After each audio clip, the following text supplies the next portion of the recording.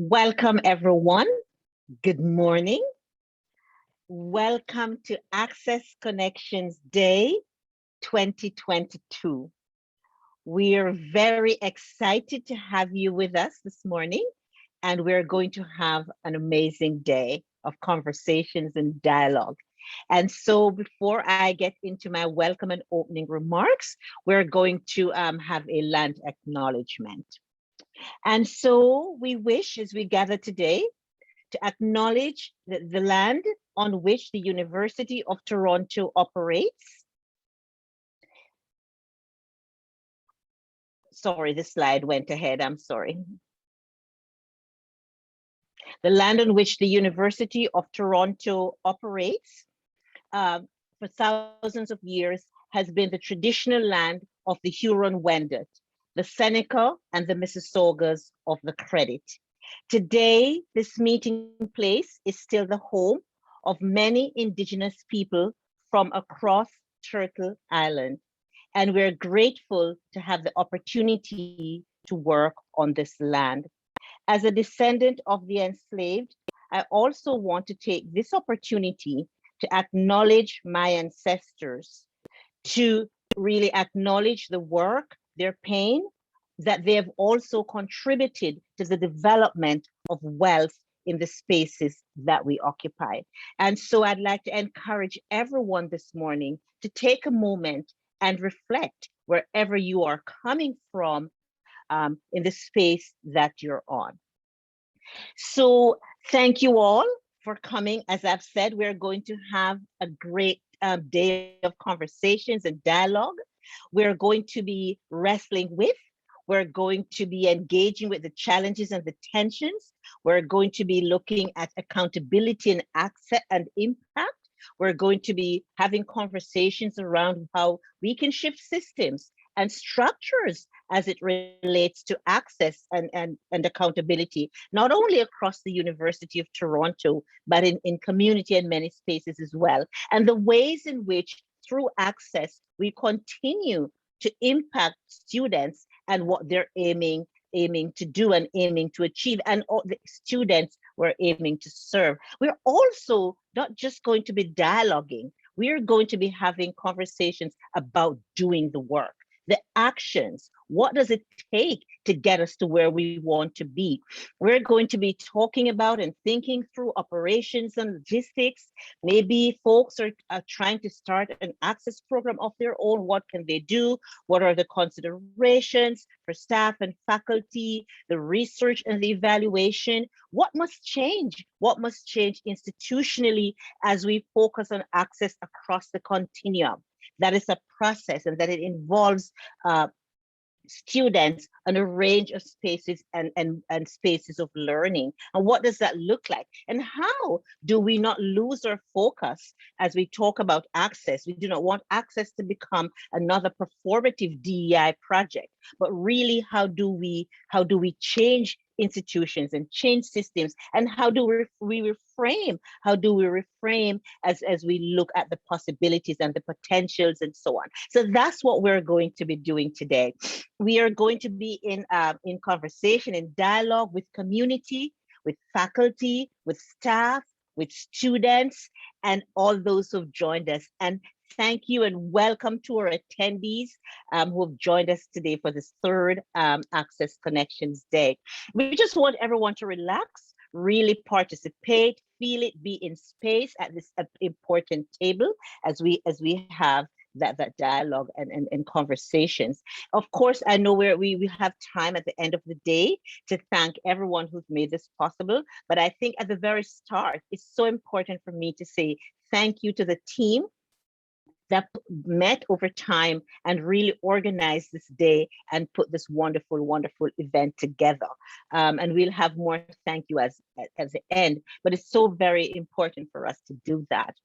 And so I just can't tell you how exciting this is for us to be in space, to be in community, We have a great line of folks. We're going to be having conversations. We're going to be, as I said, talking about how we do this work. And so we're very excited to hear from all of our presenters and all of our attendees, the questions you're going to be asking, the questions that will push us to rethink, to reframe, and to wrestle with those issues. And so without further ado, I am going to take this opportunity to introduce Marcus. And Marcus is a PhD student. Marcus is a critical educator, a critical hip hop educator, Marcus Singleton, I should say. And of course, a critical hip hop educator. He's a Black youth advocate, and he really thinks about hip hop through critical lens. So welcome, Marcus, and over to you. Thank you, Dr. Lopez. Thank you all for having me today. I'm just gonna start with a quick rhyme real quick. And it goes, first we got displaced through regentrification. The murder rates increased beyond imagination. They shut our schools down, claiming lack of education to put us all away through mass incarceration. Can't be slow to this new Jim Crow. They want to put us back in slavery and sing it swing low. Now, when I say they, I'm talking powers that be, putting patrols on borders for people to get free. Ain't no more getting knowledge in this music industry. We should have did the right thing and fought them with Chuck D. Now we got young dummies with money, acting scummy, sacrificing the promised land to get the milk and honey. RIP to the phrase, it is what it is, time to empower our people and re-educate our kids. So I wrote that rhyme because I feel like there are a lot of systems and structures that's in place that's blocking and that's like barriers for like Black and Indigenous youth from being successful, especially in oppressive learning spaces, right? So I believe that the shift in systems and structures begins with youth power culture, and Black and Indigenous youth already possess this youth power culture within them, but they're just not given the access or given a space to express that youth power culture. I believe that a shift in systems and structures, it begins with creating what Dr. George Day describes as counter spaces. And counter spaces are those spaces where Black and Indigenous youth have the opportunity to resist the Europeanization of their minds. Or in other words, they have access to a space that gives Black and Indigenous students the space they need to talk amongst themselves and think outside the dominant norms and values of Eurocentricity within education. I also believe that Black and Indigenous youth need to search for their own intellectual footing outside the dominant paradigm. Like a perfect example of that is Malcolm X. Like when Malcolm X was in prison, he took autonomy of his own education and he taught himself. And I believe that Black and Indigenous students shouldn't just rely on the teachers for their information, but they should like create their own autonomy for learning and teaching themselves. I believe that the Hart House is that counter space for Black and Indigenous students. And even though we have a lot of programs going at the Hart House, I believe that the programs are just a reflection of a relationship development. It's about building community in a space where youth can be creative and rediscover their imagination. And I believe that access to that space at the Hart House building is like, I see it as like a beacon of light for young people to come and just be creative and be themselves. One of our students said it's all right for us to be perfectly imperfect. And that's that space. The Hart House is that space where youth can come in and be perfectly imperfect, because nobody is perfect and we're all trying to figure it out, but it's best to figure it out within community. You know, I believe that so let me just start with myself again. I'm the hip hop community connector at the Hart House for the hip hop education team, where the work that Michelle, Zoe, Danielle, Marco, and myself are doing is using hip hop as a means to deconstruct and challenge longstanding misunderstandings surrounding Black and Indigenous youth and other racialized people, to investigate systems of oppression and to give power and pride to those engaged in this community. We work on campus with on-campus partners and community hip hop practitioners. Our programs support values of representation, collaboration, and social justice as we explore the key principles of hip hop. And it's important in our everyday culture. And you know, we're accessed through all three campuses in Scarborough and Mississauga, and even on the St. George campus as well. And we also have like drop-in programs. We have the B program, which is a Brotherhood of Ethnic Excellence, where we meet with Black male students at C.W. Jeffries every Thursday from 11:30 to 12:30. And we have like insightful conversations. We talked about the history of hip hop. We talked about toxic masculinity. We talked about what it means. What does masculinity mean from a Black male perspective? And those conversations have been like really, really rich. And it also gives them access to U of T as well. We've had like events around like women in hip hop, erasure trailblazers and placemakers, where we had Dr. Francesca D'Amico Cuthbert come through, Martha Diaz and DJ Lene. We talked about the importance of women, because a lot of people don't know that hip hop would not exist if it wasn't for women. And we just wanted to acknowledge the contributions of women within hip hop.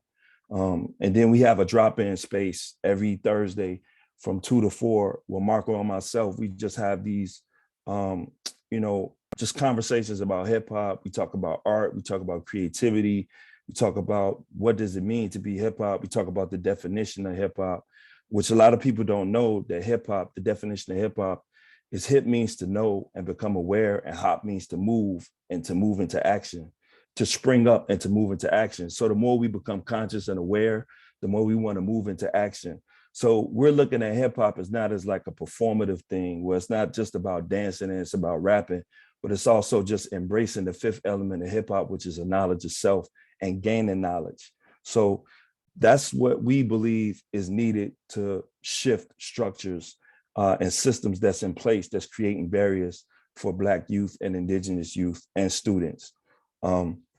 So we also had, we have another event called Hip Hop Cafe, where the last Hip Hop Cafe we talked about is hip hop still a Black art form. We had guests come through, Boslin, who's a Black and Indigenous rapper, and we had an Indigenous MC and rapper, Pookie G, come through, and we had Young Do, who's from the Asian community, and we just had a rich, insightful discussion around hip hop. And so this is our contact information. If you ever want to like get in touch with us and the work that we're doing, because a lot of people don't know that we're there. They don't know that that space is open for anybody to come through. So this is all our contact information. If you want to join in with the work that we're doing, if you have any more questions. So I just want to end with hip hop continues to challenge and shift systems and structures while rewriting its own narrative and defies singular definition. Busta Rhymes said it best: rap is business music, hip hop is cultural music. So the main purpose of and our goal is to build culture, is to build community and create access for Black and Indigenous youth. And Dead Prez informs us that it's bigger than hip hop and it's more than just rap, dancing, and performing. Like I said before, hip hop is a unique expression steeped in the culture of having a knowledge of self, community building, personal empowerment, social activism, and identity politics, experienced through an expression of music, dance, visual arts, language, and fashion. But we use these expressions as a form of liberatory praxis to shift systems and structures. I would even go further to say, when hip hop is used as an effective educational tool, it is the beginning of decolonizing and deconstructing systems and structures that have been historically oppressive for Black and Indigenous people. This is the purpose for why we're here today, to continue challenging and shifting systems and structures to allow youth to rewrite their own narrative and defy the singular definition. I just want to say again, thank you all for inviting me to this space. I hope you consider me a partner in the work that you're doing.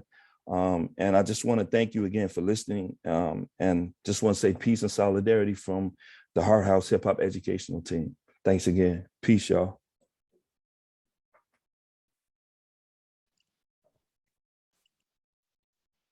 Thank you so much, Marcus, and thank you so much for reminding us that we cannot ignore the historical and colonial actions that have really impacted education, and in many ways how those realities are still present with us, and to remind us that access, when we talk about access and look at action for access, we must take that into account. So thank you so very much for that.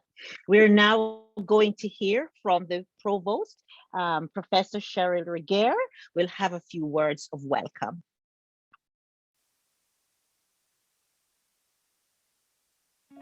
Good morning, everyone. I'm sorry that I can't be with you in person, but I'm delighted to have been asked to welcome you to this important annual event.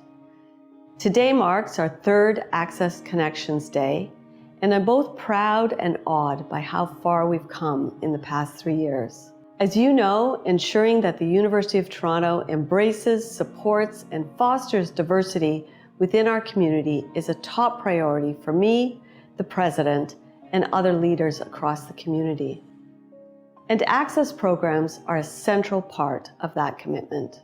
In 2018, I established the Access Programs University Fund to support this aim. At that time, only 30 access programs existed across U of T. Even then, an impressive commitment by our community when compared to other universities. Since then, we've earmarked $3 million for access programs at University of Toronto, in addition to our other investments in equity, diversity and inclusion, and student support services.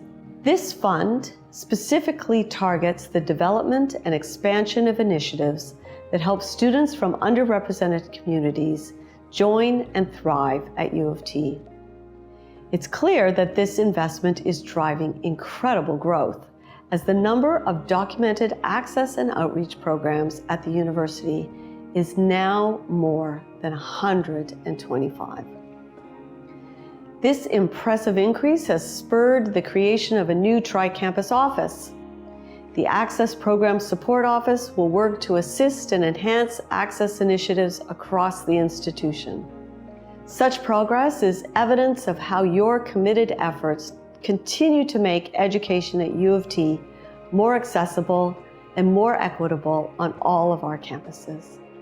Through the programs that all of you have built and the services you provide, U of T has made enormous strides in creating pathways for students from a wide range of backgrounds and offering frameworks for their success once they enroll.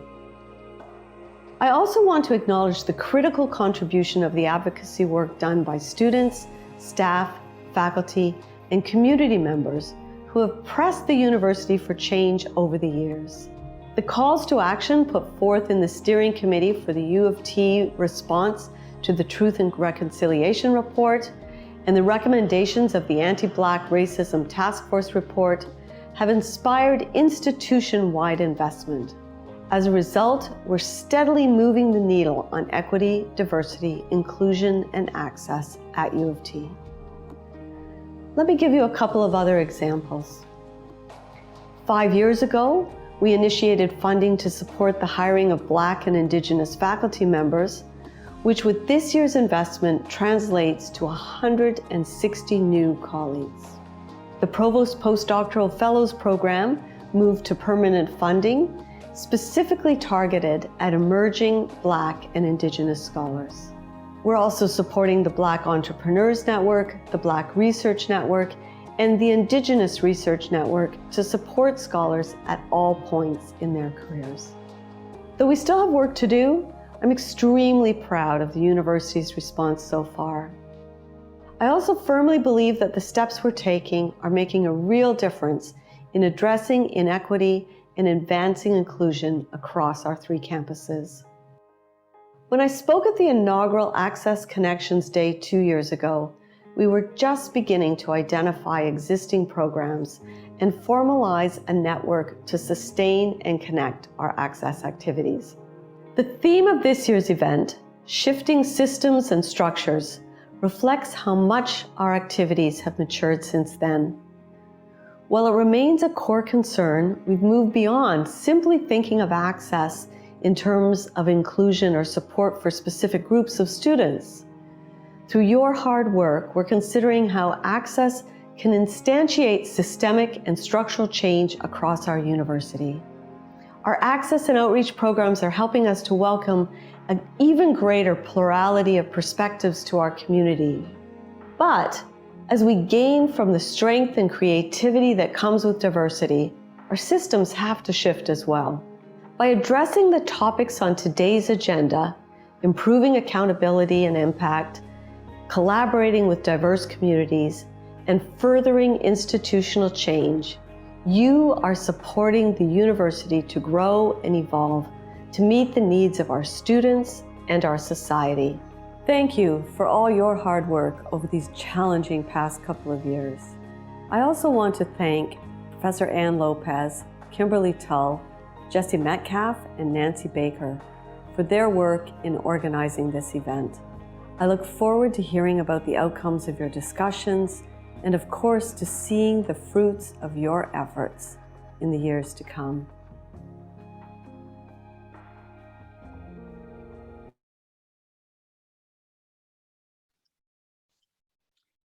We thank Professor Regehr for her continued support of the Access initiatives and Access programs at the University of Toronto.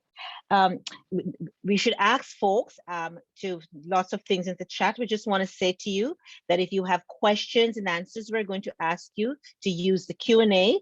Put your questions in the Q&A function, and we will make every effort to get to those. We also want to remind you of the hashtag ACD2022. Please tweet and share all of the amazing conversations that we're having and we're going to have. So now I would like to take this opportunity, and it's a great delight of mine, to introduce our keynote speaker. Our keynote speaker for today is Professor Rhonda McEwan. She's the Vice Principal, Academic and Dean, Professor of Emerging Technology, Institute of Communication, Culture, Information and Technology at the University of Toronto. As I've said before, she's the Vice Principal and Academic Dean. She also holds an MBA in Information Technology from City University in London, England, and MSc in Telecommunications from the University of Colorado, a PhD in Information from the University of Toronto. Professor McEwen was previously U of T's first Special Advisor on Anti-Racism and Equity. As a researcher, instructor, and consultant of new technologies around information practices, Professor McEwen focuses particularly on mobile and tablet communications, virtual reality, communication with robots, and social networks. Please help me to welcome Professor McEwen. Thank you so much, Dr. Lopez, and welcome everyone to this amazing day. This is, can't believe it's already the third Access Connections Day, and that just says how much work has gone into this. I want to very briefly thank the many people who stand behind these screens, who have worked very hard to put together what is an astounding day. And it's such an honor, really and truly such an honor to speak to you as keynote today. So you have been introduced. So I'm Dr. Rhonda McEwan. I'm Professor of Emerging Media, which means I get to have some fun with technology. And when I present, I like to have all kinds of fancy things on my screen. But actually, although I'm an emerging media technology person, I tend to go back to the ancestors when I give talks on things like access. And so I'm actually going to treat you today. Some of you would be familiar with Anansi stories, maybe from your own childhood or from your own histories. You have run into Anansi before, but for many people, Anansi is a character, is an idea, is an ideology that may be new. And it's sort of a mission I have to reintroduce Anansi to the next generation. So I'm going to tell you a story today that's tied to access, and really using Anansi as the medium to bring this story through. Just to let you know, if anyone ever needs to reach me, I'm around, I'm on social media. I have a very active LinkedIn account, Twitter, and my website is where you can find a lot more about my research. So as I said, I'm not going to talk too much about my research. I'm instead going to tell you all about Anansi. So I wanted to start with thinking about the actual word access, and to ask the question, what do we mean by access, right? Let's go back a little bit and think about this. When I read about today's proceedings, this phrase was what was used on the descriptions. that today is going to be about engaging in critical conversations on the need to shift colonial systems and structures, right? Colonial systems and structures to support access for equity deserving communities. And so as I thought about this word access, and I knew that I was going to go to my good friend Anansi, I knew I was going to actually tie these two things together. So let's start, before we get there, by a quick definition. Like, what do we know of access as a definition? So Merriam-Webster, where we can go to as a start, gives us 3 particular definitions. And I'm going to pop this up a bit. So in the first kind of crafting of this word access is permission, liberty, or ability to enter, approach, or pass to and from a place, or to approach or communicate with a person or thing.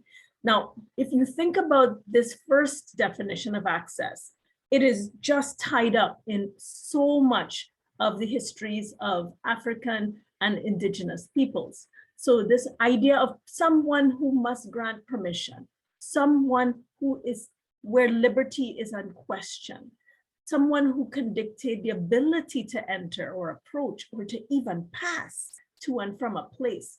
We can actually see how this word access resonates deeply within many different places in the world, and how equity deserving groups have come into great tension with the word access. The second part of the definition talks about, again, freedom. Freedom, or ability to obtain or make use of something. I mean, that one is also quite powerful if we put it in the context of what we're talking about today. This notion of freedom and thinking about, colonial systems, this idea of having the ability to make use of something is about access. And the third is a way or means of entering or approaching. And our brother Marcus earlier talked about this when he talked about space and creating and making new space. But access also is tied into that very means of entry into a space, even if that space is a dialogue space. And so I really think that this word access has so much to teach us, and so much that we can draw from the formal definition. And as I now go into my Nancy story, I want you to hold all those big, powerful words that just came in: permission, liberty, freedom, and entry and approach. All right, so now let me go into my Anansi story. Today's story is roughly called Anansi and the Sky God, or sometimes it's called Anansi and Stories of the World.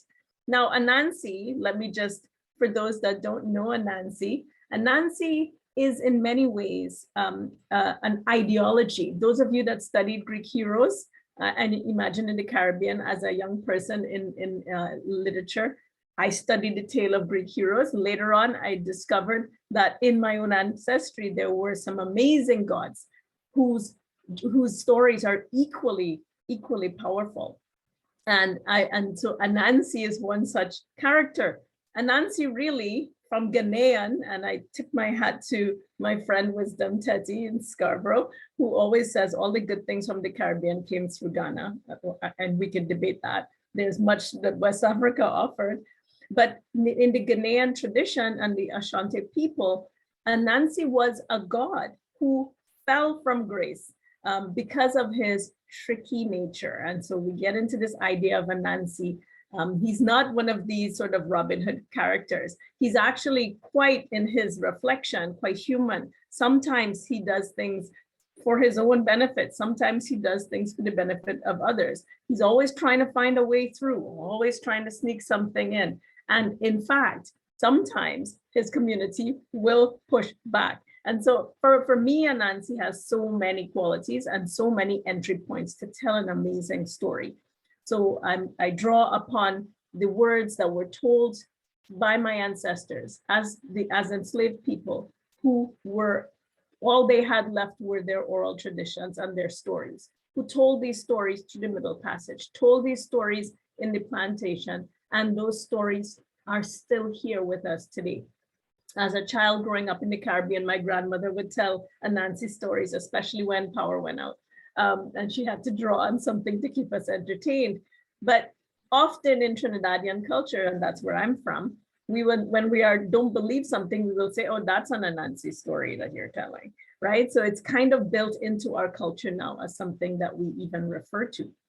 But let me tell you about the story of access and Anansi and the stories of the world. One day, Anansi sat in his house and thought, I can't believe there are no more stories in the world. All the stories of the world were taken by the sky god and kept away from the people. And so Anansi said to himself, this is not right.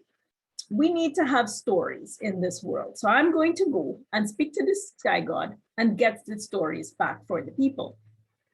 So Anansi set off, he built his web and climbed all the way up to the heavens and came to the sky god. And he said, sky god, it's time for the stories of the world to return. People need these stories. And the sky god said, no. First of all, the sky god had to find Anansi, said, you know, in his current form, he's so small. He's like, wait, are you this little spider? And you have come to ask me to give the stories back to the world? He laughed. That's hilarious. He's like, so many people have tried. So many, much better, much bigger, much stronger, probably more intelligent people have come and asked for stories. And you think I will give you these stories back? Well, good try, Anansi. Well, Anansi is hard to shift when he has an idea. So he said to the sky god, why don't you tell me what you need for me to be able to get these stories? What can I give you that would allow you to return these stories? And this sky god thought for a minute, and he thought, you know what? There are three things that I would need for you to get these stories back. The first is I would like you to bring me Sister Snake, not dead, but alive. No, this was a very challenging, this was very challenging because Sister Snake was nothing to be messed with. Sister Snake was cunning, had the freedom of movement, and really was something that most of the animals and the creatures of the forest did not mess with. So Sister Snake was going to be a tough one. He said, so one, Sister Snake. Two, you must bring me Brother Tiger. Now, this is another one that was like, Anansi was starting to sweat a little bit here because everybody knows that Brother Tiger is not just fierce, but Brother Tiger is always hungry and a spider makes a tiny, nice morsel. So Anansi was kind of, okay, put that one. So Sister Snake, Brother Tiger. And the sky god said, the third one, you must bring me the sisters and brothers of the bee community. I want those bees and I want them all alive. And Anansi was like, this is a tough one. But confident as always, Anansi said, thank you very much. Thank you for sharing with me the rules and what we need to do, and I'll be back. So Anansi head back, and as he's heading back, he's thinking, what can I do? What can I do? He didn't give up. So he thought he had an idea. I know what to do with Sister Snake. Sister Snake, with all her qualities, also was a little bit vain and loved to boast about her skills. So Anansi got to Sister Snake's house and she knocked on the door and said, hi, Sister Snake, it's me, Brother Anansi. And I was having a debate with my neighbor. Now, I personally think that you are very long. I think you are as long as this palm branch, and it's quite a long palm branch. But my neighbor says, no way. There's no way Sister Snake is as long as that palm branch. Well, Sister Snake, what nonsense is this? Obviously, I'm longer than that palm branch. And then Anansi said, that's what I said. I'm with you, but I don't know how to prove it to my neighbor. He said, you know what? Why don't you lie down on the palm branch and I'll measure you. And then I'll take the palm branch and say, here's how long Sister Snake is. Sister Snake said, well, that sounds fine. So Sister Snake lay down along the palm branch. So Anansi ran up to the head, ran down to the tail, ran back up to the head. Sister Snake, I can't prove this because every time I run to one side, you move a little bit. So I think I need to tie down the top and the bottom so that we have it all laid out. And that way we can measure without movement. That sounds fine. Let's do that. So Nancy then tied the top and tied the tail. And now he has Sister Snake all tied down to this palm branch. He grabbed the palm branch in the middle with Sister Snake attached and took it up to the sky god. Sky god was quite impressed. Well done, Nancy. That's one. Bring me Brother Tiger, and you have to bring me the bees. So Nancy's thinking, Brother Tiger, he should be easier. Okay, how do I do this? I capitalize on Brother Tiger's hunger. All right. So Nancy dug a big hole in the ground, a pit, and he covered it loosely with some leaves. And he then went to see Brother Tiger. Said, hi, Brother Tiger, it's Brother Nancy, just coming by to say hi. Immediately, Brother Tiger starts drooling as he sees a little snack that is a Nancy. So Nancy starts backing away from Tiger as he speaks. He's like, no, Tiger, I just came to chat. And Tiger is now coming forward for a Nancy. And Nancy then, because he's light, carefully walks backward over the leaves. Tiger comes closer. And as Tiger pounces, he pounces right through the leaves and gets into the pit. So Nancy's looking down now. He says, oh, Brother Tiger, I'm so sorry to see you in this pit. You can't get out. And Tiger says, get me out of here. So Brother Nancy said, let me help you. So he puts his web all down, and Tiger uses the web to climb out. But as he's climbing through the web, he's getting tangled up in the web. And by the time he makes it out, he's completely, all his paws are tied together. And Nancy then whips him up to the sky god. Tiger, 2, done. Third one, the bees. Now this one's gonna be tricky. But Nancy had an idea. He took a leaf and a calabash full of water, and he went to where the bee's nest was. And he didn't knock on the bee's nest like he did on the others' doors. That would have been a bad idea. But he poured some of the water in the calabash on the leaf right over him so that the leaf was wet. He was wet, and then he poured it over again the bee's nest. So now water is all over the bees. The bees start coming out. And Nancy says, hey, brother and sister bees, I know it's raining. It's a really big, heavy rainfall right here. Let me take this leaf and cover you. But of course, the leaf is wet too, so they're still getting wet. So he says, I have a better idea. Go into this empty calabash, and it will protect you from all of this heavy rain. It's like, it must be, I don't know what's happened this rainy season. So the bees all run in. He takes the leaf and it covers the calabash. Bees are trapped, takes it up to the sky god. 1, 2, 3. He has met all of the challenges. So the sky god said, you've got me, Nancy. Well, we made a deal. So you may have the stories of the world. You were clever. You didn't accept that you couldn't get these stories. And now I hand you these stories as payment for meeting my challenges. So there's so many lessons from this story, not just a nice story, but there's some lessons here that we can use. As I think about these lessons, I think about things like gatekeeping. The sky god in this story represents a particular kind of gatekeeper, one who takes a scarce resource. So in any of these when we get into an issue of access, there's always an issue of scarcity that's nearby. So in this case, the stories were scarce.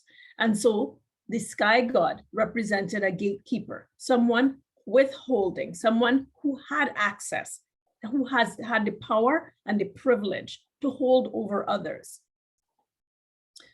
Many of these stories of access, we hear about challenges. And in this story, we heard the challenges that were offered to Nancy, but there was a bigger challenge that sat there. And it was the challenge that said, there are no more stories in this world. Both Dr. Lopez and Brother Marcus earlier talked about this idea of it is what it is. There are no more stories. What can we do? We just continue living like this. And that's what people did until someone, and Nancy in this case, stepped forward to challenge that narrative, to challenge that dominant narrative and say, maybe it is not what it is. One of the words that I have come to really be wary of during this pandemic has been the word resilience. I'll tell you why. Resilience for me is a kind of a trap when it's spoken on its own, because it tends to normalize our acceptance of a situation. It says it is what it is, and we are strong for having endured. But that normalization can happen where you say the next time there's a challenge, I am resilient, I will endure again.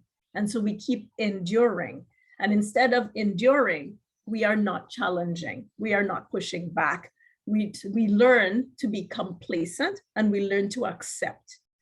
And access, in the way that we've talked about it and in the programs that we are trying to grow and develop, is actually about not accepting those challenges and not just settling back into it is what it is, but to push forward and to fight for change, to break down these colonial systems that have for so long endured. The gatekeepers in the colonial times, we all know, but our modern day gatekeepers are still here, and the access and privilege and power struggles are still ongoing. Another thing the story brought for me as I reflected was that you need to understand the rules of the game we're in.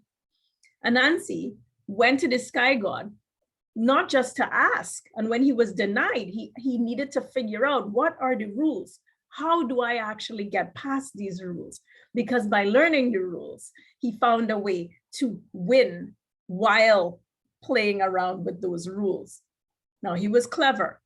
One of the things I like to think about is one of the things that we have to do as people in our cleverness in access is not just to understand the rules, but in our own way to learn the language of the people who hold the privilege and the power, understand what that language is, and use that language to see how we can change and break and restructure the systems around us. The second part of that for me in terms of understanding the rules is getting data and using data, right? So data will help us. Anansi used data because he understood each of the challenges, in his case, the challenges were around particular forms like the sister snake and brother tiger and so on. But he used the data, he understood some things about them that he could then use toward his advantage to gain access to the stories. The second to last lesson for me was this idea of finding a way through a challenge, right? Not just saying, well, this is how it is. There are a lot of challenges here, and I'm not going to find a way through.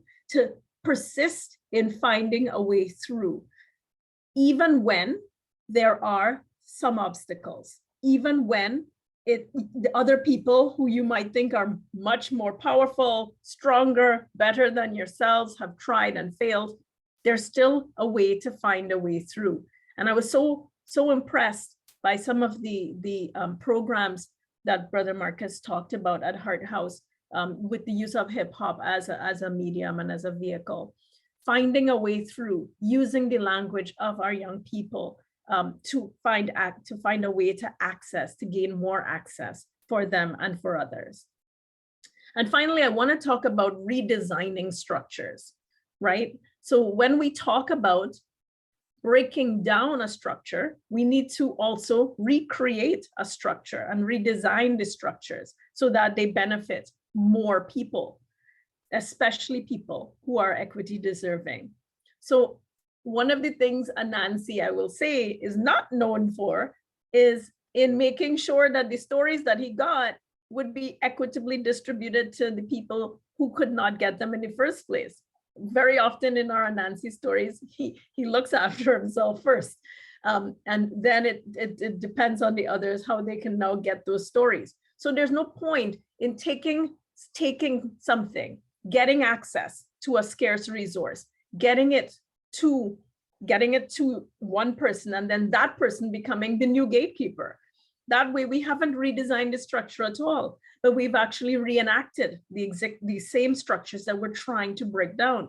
So we have to reimagine these structures and redesign the structure and open them up in a way so that others can gain access. And that's for me, the real win here. Not that Anansi got the stories, but he got the stories and he found a way he'd have to now do the work to find a way to redesign the structure so that access is really achieved. So I want to just end with a few thoughts. Stories like the Anansi story are there for us to actually reflect and to take away. In the moments, the given moments of a time, we have the opportunity to learn some lessons and to take these ideas and pass them on. So access, as I said before, is defined as permission, liberty, and ability to enter. But access also says we use our connections to take the permission, to take the liberty, and to create those ability for entrance and space, to make the way for people to pass from one place to another. And of course, a story helps us communicate an idea and an ideology. The idea of freedom does not come as freedom on its own, but it's really about the freedom to share and to grow and to build. And we cannot achieve that freedom simply by gaining access to the scarce resource, but by making those resources available and to grow the ability to even make our own resources, as opposed to thinking that all the resources are being held by gatekeepers. My entrepreneurial colleagues who are working so wonderfully in the Black Founders Network are teaching us that you can actually create the things that people are keeping away from you. Scarcity doesn't always mean asking the sky god for a story, but maybe we should be making our own stories as well. That's also access. So those are some of my quick lessons today. What do we mean by access? What do we mean by connection? And as we go through today's discussions, I invite you to take these ideas from Anansi, from our ancestors, and weave them throughout your thoughts and your challenging discussions today. I am grateful for the work that is happening at the University of Toronto, leading the way in many, many ways, in demonstrating that if you do put some resources behind some of these activities, they go in places we could never have imagined. And I thank you, and I'm looking forward to hearing from you. I think we have a lovely, we have some time for some Q&A, or from even just your own contributions to this talk. So thank you very much. Thank you. Wow. Let's all give Professor McEwen a real good thank you and a real good thank you for that, really. So, by the way, I'm from Jamaica, Professor McEwen, and I grew up with Anansi stories. And I tell people all the time, I am Anansi, be careful. So I was well, Anansi, Dr. Lopez, Anansi's teacher and trickster. I think it's good for professors to have a little bit of both, right? Absolutely, absolutely. And thank you so much for grounding your comments within the context of the story. And really, and you know, no, we don't say it is what it is at all. That's why we're here, you know, in terms of disrupting and rethinking how access can be rethought. And thank you for pushing us within the context of using storytelling to reimagine what access might be. And I really like, and we'll follow up, and I'll look at the Q&A to see if there are any questions in there, and we'll have some conversations. But I'm really curious around this idea of gatekeeping, because a lot of time in advancing the work, it is about moving the system. It is about challenging the what is. It is about saying, no, we want to have a new table. So I want to ask you, just as a starter, just drawing on your own institutional knowledge, the work that you've done, what are some, do you think, of the ways in which folks who might be listening or attendees and others can work to disrupt the gatekeeping that they might experience in their own contexts? Thank you so much. And yeah, I want to just say again, Dr. Lopez and Brother Marcus, in your opening remarks, you keep saying we should not accept it is what it is. And that is fundamental. Everything that you have done and that you're doing is really in counter to that particular narrative. So the gatekeeper for me, as a network analyst, one of the things I look at a lot is boundary objects and nodes in a network, and where are those points where basically that particular institution, it could be a person, it could be an idea, it can be an organization, is basically stopping or basically mediating the access to something. And so these gatekeepers tend to be in their positions for a reason. Often it's historical, but it could be because they have some particular set of skills or knowledge. For me, the most important thing is to identify the gatekeeper. Often we get into a space and we have failed to recognize where the real gatekeeping is happening. You might see that there's a de facto leader or somebody has the title that you think is the gatekeeper. But you have to be clever. You got to use your little inner Anansi here and really check to see who is really the person or people, or who is the organization, or where is the budget holder, or whatever. Who are the actual decision makers in this space? And how do I get to know a bit more about the gatekeeper, so that when I come to request access for a group that is not normally getting through this gate, I can appeal to that particular set of knowledge structures that are around that gatekeeper. So the thing to be wary of is that the gatekeeper is not often obvious. It may not be what you think it is. You might come away, and this is where we can get ourselves lost in a bit of the narrative to say, well, the bank, I went to the bank and this person would not give me the loan. And you're like, is that the gatekeeper, the person you spoke to? Or is there a bank manager, or is there an actuary in the background? There's somebody else who may actually be the gatekeeper and maybe on the boundary there. So it's really important. Sometimes in schools, it's a great comment coming in school systems, we tell ourselves, maybe it's this teacher, but it may not be the teacher, right? That is the actual gatekeeper. You need to keep looking who actually has the power in the decision to open this access and to grant this access. And that's the person or people or organizations or team that you need to work on to be able to do that. So I think it's really important to reconsider. In management, I did management consulting for many years. We talk about stakeholder mapping and being very careful about identifying who are all the stakeholders. But even in the stakeholder mapping, for me, there's a key moment and a key organization or a key person you need to reach. And that person is the one who can actually make that decision about access. And that in the stakeholders, that is one you really need to look out for. So that's what I would encourage as a first step.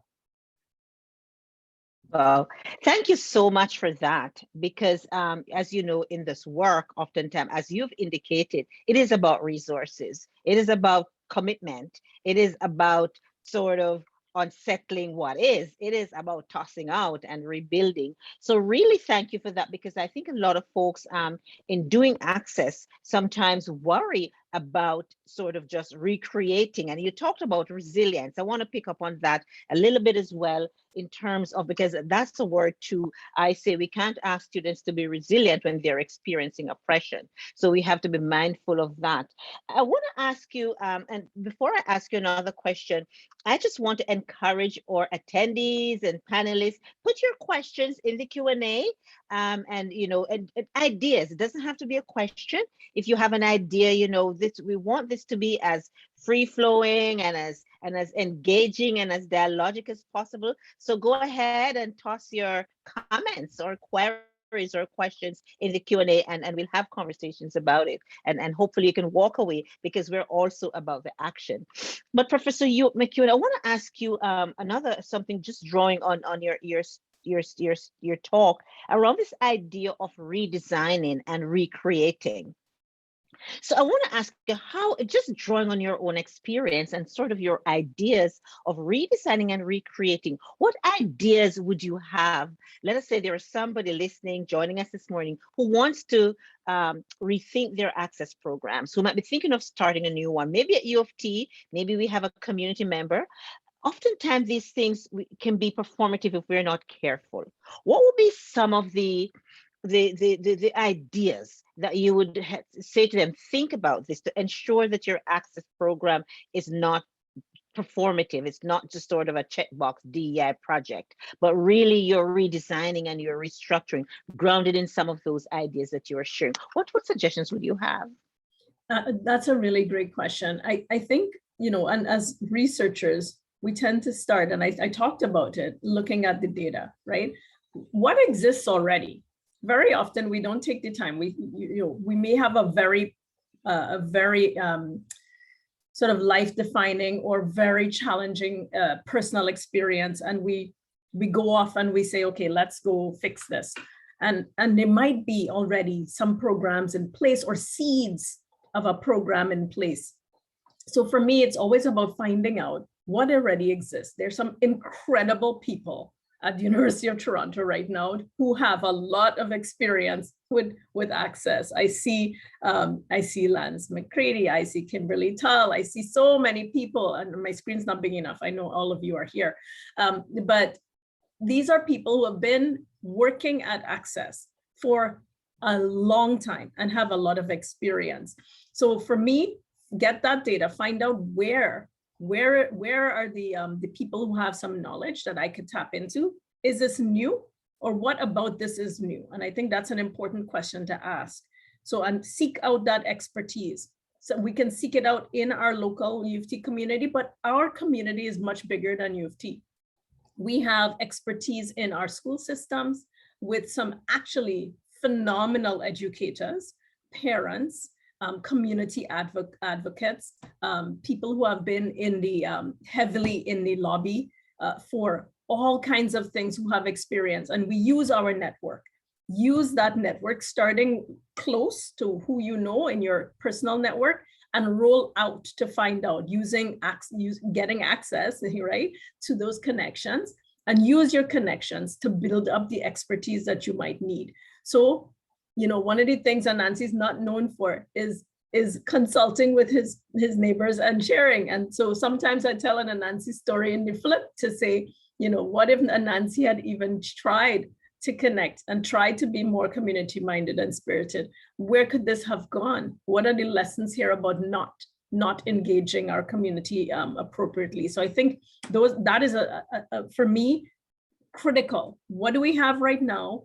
Who has the knowledge out there that could help us move this along? If I have an amazing idea for an access program, what are the resource constraints and what do I need, right? So what would we need? What's that gap? What's that delta to get me from here to there? And who then would be able to support me to get those resources or to fill that gap in?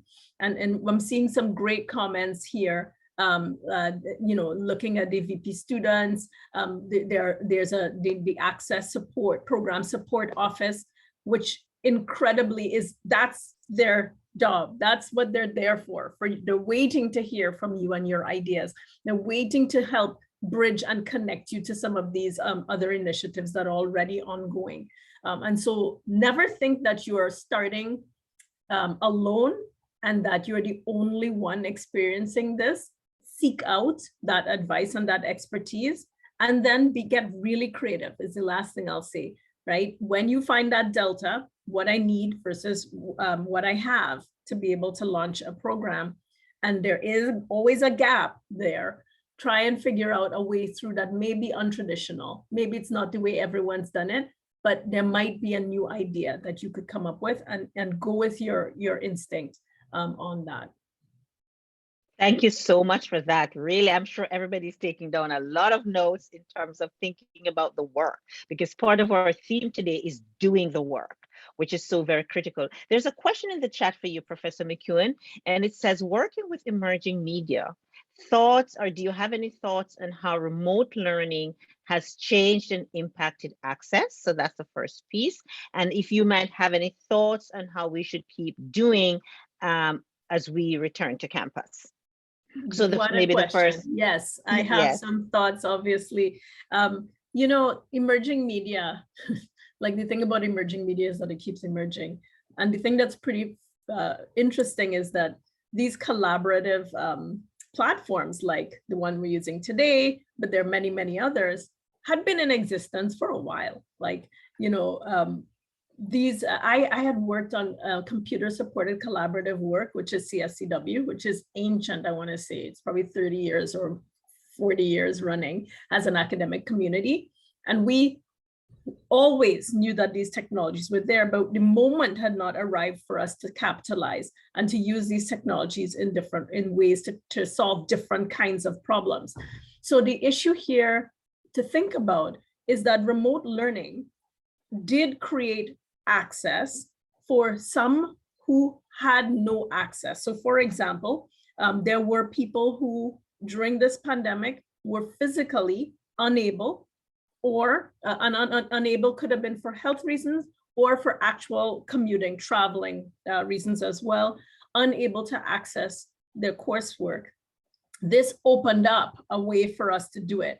It also opened up a way for our students to really think about us as a real tri-campus community. When a course was not available in Mississauga, I would recommend that they look at Scarborough or look at the Arts and Science in St. George, because they could then just do it remotely. So it did actually very fundamentally change access.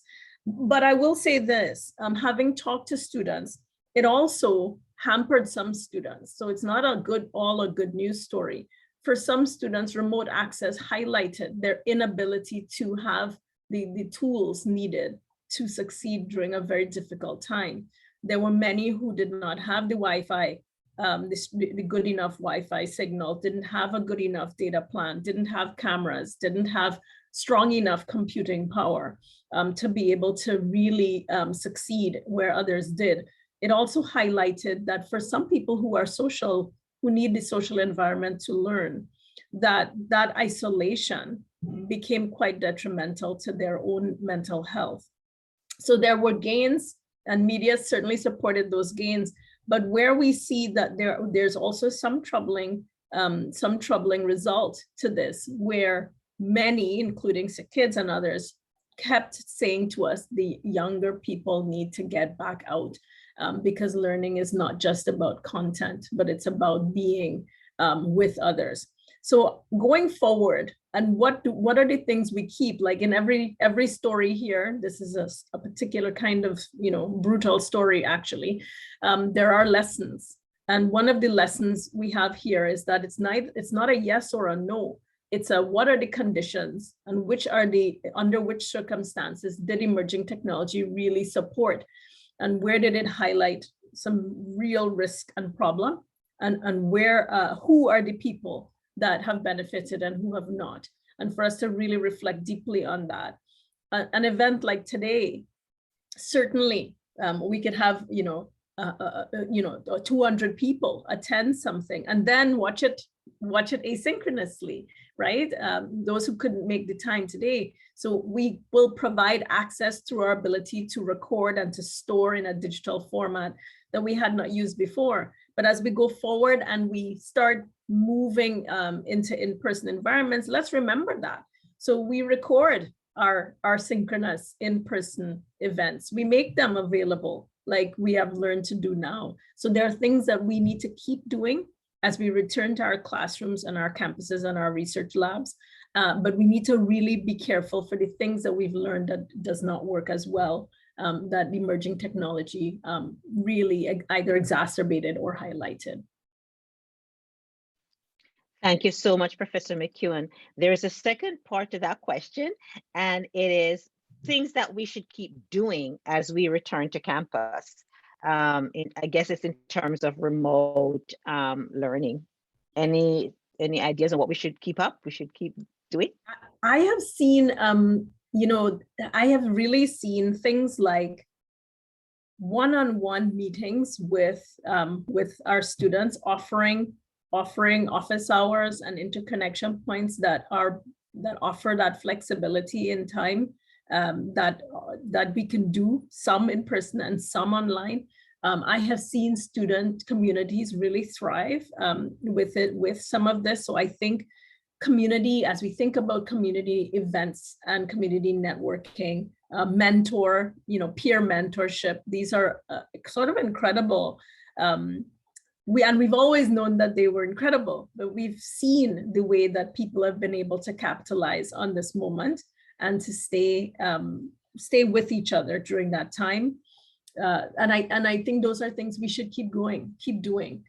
some courses have lent themselves beautifully to remote remote teaching. And I think we think about those things that work well. We design them. So speaking of redesigning, we design them, from scratch as an online experience, and it can be done it can be done well. I don't think everything works as well. I've heard equally from students who we know there's some things that have suffered, particularly lab-based hands-on courses. And I want to say to this community, health restrictions and so on aside, be wary of always being outside of the in-person environment. There are many things that happen in passing. There are many opportunities that arise from just being in a particular space with someone else. And one of the losses we've seen in the data is that those that identify as women have, because of childcare, elder care, their own personal self-care, especially Black and Indigenous women have stayed back a little more in the online space. And as things open up, they are getting a little bit forgotten and left behind. So I want to raise that flag with you, that as we return, to keep in mind your own positionality and your own access, personal, as well as the work that you're doing. And think about what are the things that trade off and what you gain and what we might lose to try and mitigate the things we might lose. Thank you so much, Professor McEwen. And really, this conversation is really, I really like it because I like the practical pieces. I really like the connections that we're making to the practical pieces, and people can pick up and take away and walk away and say, here's something I can think about as I'm redesigning, restructuring. We have another question for you, Professor. And you might have covered some of this already, but it's okay for us to emphasize and to amplify.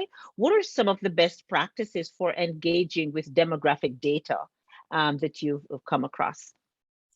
So engaging with demographic data. So the question is, what are the ways to engage? What are some of the best practices for engaging with demographic data? Yeah, okay. So demographic data, I'll tell you the first thing is that we have it at all. So that's like my starting point is, let's get that data. But once we get the data, we really should get into the practice of making sure we're very clear about who has collected the data, who had access to the data, how was it collected, making sure that it is actually a true representation of the community that we are interested in. And so as a start practice, always, again, don't just accept the data, but look into the actual collection, storage, etc. of that data. Look at the questions that were asked to get that data, because that will inform you. And once those things have been satisfied, or even if there are things that you can question and you send some of the work back, but continue with the rest, you then start baselining. So a baseline is a really important thing. And without the initial data, you can't baseline. So a baseline tells you, here's where we are today, and here's where we want to go. So if you're creating an access program, one of the things you want to do is identify the metrics that tell you what success looks like for your access program. Is it that you want more net number of contacts or people to engage? So you're looking at a straight quantitative number. Is it more qualitative? It may not have been 100 more, but the 10 more that we got, here's how they effectively have been able to make a change or have had change affect them. So there will be quantitative and qualitative returns, but some of the important pieces here are to get that baseline after making sure the data is nice and clean and credible. You want to get your baseline, then develop the metrics of success for your access program. And then you want to get into continuous measurement of that quantitatively and qualitatively. And I think those are some early ways to think about how we use data, and you also use your data to report, right? To indicate to to the funders and to whoever else are in your support network, this is working, or to the people who are working with you, this is not. And we need to go do more, or here's an area we have not been able to move the needle on, right? So it really gives you an opportunity to measure success and to keep reaching into areas where your program may be not fully actualizing. Thank you so much for that, Professor McEwen, because you've really touched on something that is so crucial. And we remember, Kimberly and I having this conversation with the provost, in terms of how do we redefine success?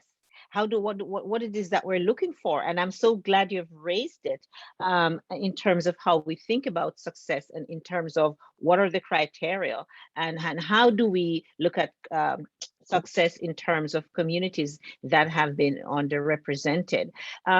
We are almost coming, we have another 5 minutes. Professor McEwen, just want to give you that signal. So we maybe have time for one or more question.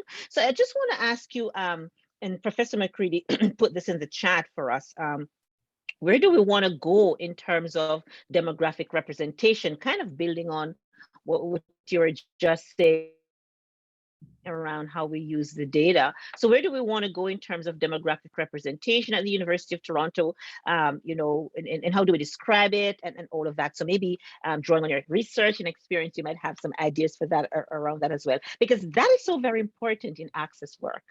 Yes, it is. In Caribbean, I don't think it's just Trini. I think this might resonate for the Jamaicans, the Guyanese, and the others around from the islands. How you know when you reach, right, is what you say. Like, where is the end? Is 10 enough? Is 12 enough? Is 15 enough?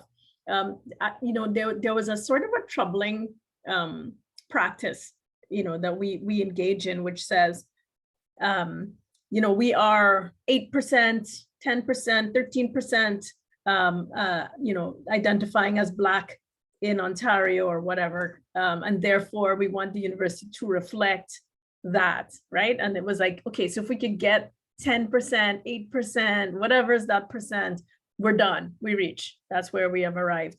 And I actually think that's a little bit, it's not a little bit, it is quite dangerous, because what it leads us to believe is that is the goal. That's the goal. And instead, the goal is much broader than that, right? Access goals. I do work with people with cognitive disabilities. And many times when we develop something and design something, we support not just those who were actually the people we were designing for, but it actually changes, it makes the world better for everyone. Right. And so when we work on something that is access for an equity deserving group, we tend to say, well, okay, this is focused on them, but it's not, we're actually doing this for humankind, right? This is not just for these groups.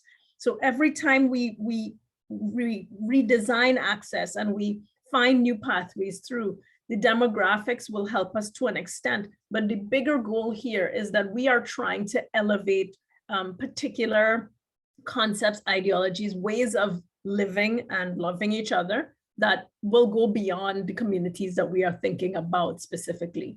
And so for me, this idea is like, try not to get trapped by those false numbers. Like, so how you know when you reach? You know when you reach when the world and the environment around you has significantly now reflected the values that we were pushing for in the start, right? Where, I see my friend Judith Poe, who's doing incredible work at UTM on equity deserving groups in science, technology, engineering, and math.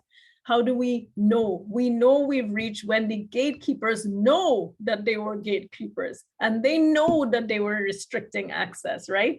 That's when we know we have finished the work. And more we get the messages out there, more we get people to reflect on their own actions, for them to think, who am I stopping here and why am I stopping them? Why are we doing it this way? If we could get the more people we could get there, that for me is the measure of when we have completed the work.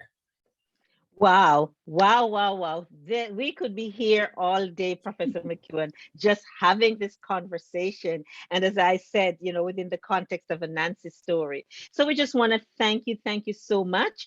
You kind of answered your colleague's question around how do we let the gatekeepers know that they're doing gatekeeping. And again, you talked about the conversations and so on. So we are at 10:15. There's one question in the Q&A we didn't get to, but we will try to get to them throughout the program today. So we encourage everyone now to take a break. We will be back at 10:30 when we will have our other sessions to go. So thank you again, and let's give another round of applause, snap our fingers for Professor McEwen. Thank you so much. Time for a break, everyone. Be right back at 10:30. Thank you. Okay. Wow, wow, wow. I hope everyone is as energized as I am. I'm sure you're all still thinking about your Anansi stories and how we're going to use that. So thank you. And for those who are just joining us, welcome. And it's my pleasure to introduce you to Stephanie. And Stephanie will be chairing and hosting the rapid round sessions where we're going to have some amazing presentations. So do keep engaged. Over to you, Stephanie. Thanks so much. So we have our first rapid round now discussing accountability and impact. My name is Stephanie Nielausen. I am a program manager for Law in Action Within Schools, or LAWS, which is the access program at the University of Toronto's Faculty of Law. And I am joined by... Hi everyone, my name is Ayan. I'm a fourth year undergraduate student at the University of Toronto St. George, and I was a part of an access program in high school called Law in Action Within Schools, which I really enjoyed. So I'm really excited to be a co-moderator for today's Access Connections Day panel. And we have 4 panelists with us today. So representing community in schools, we have Sam Tekle, professor at X University, who works with Success Beyond Limits as a summer teacher and researcher. Representing faculty, we have Lance McGreedy, associate professor in the Department of Leadership, Higher and Adult Education at OISE, the Ontario Institute for Studies in Education, and director of the Transitional Year Program at the University of Toronto. Representing students, we have Salma Abdullah, who is the team leader for the Access and Inclusion Program at the University of Toronto Mississauga Centre for Student Engagement, and a student completing her honors Bachelor's of Science this year as a specialist in psychology and minor in education studies. We also have Charmaine Allen, who is representing student alumni as an alumnus of the Transitional Year Program at the University of Toronto Scarborough, and a modern day GRIOTS project participant.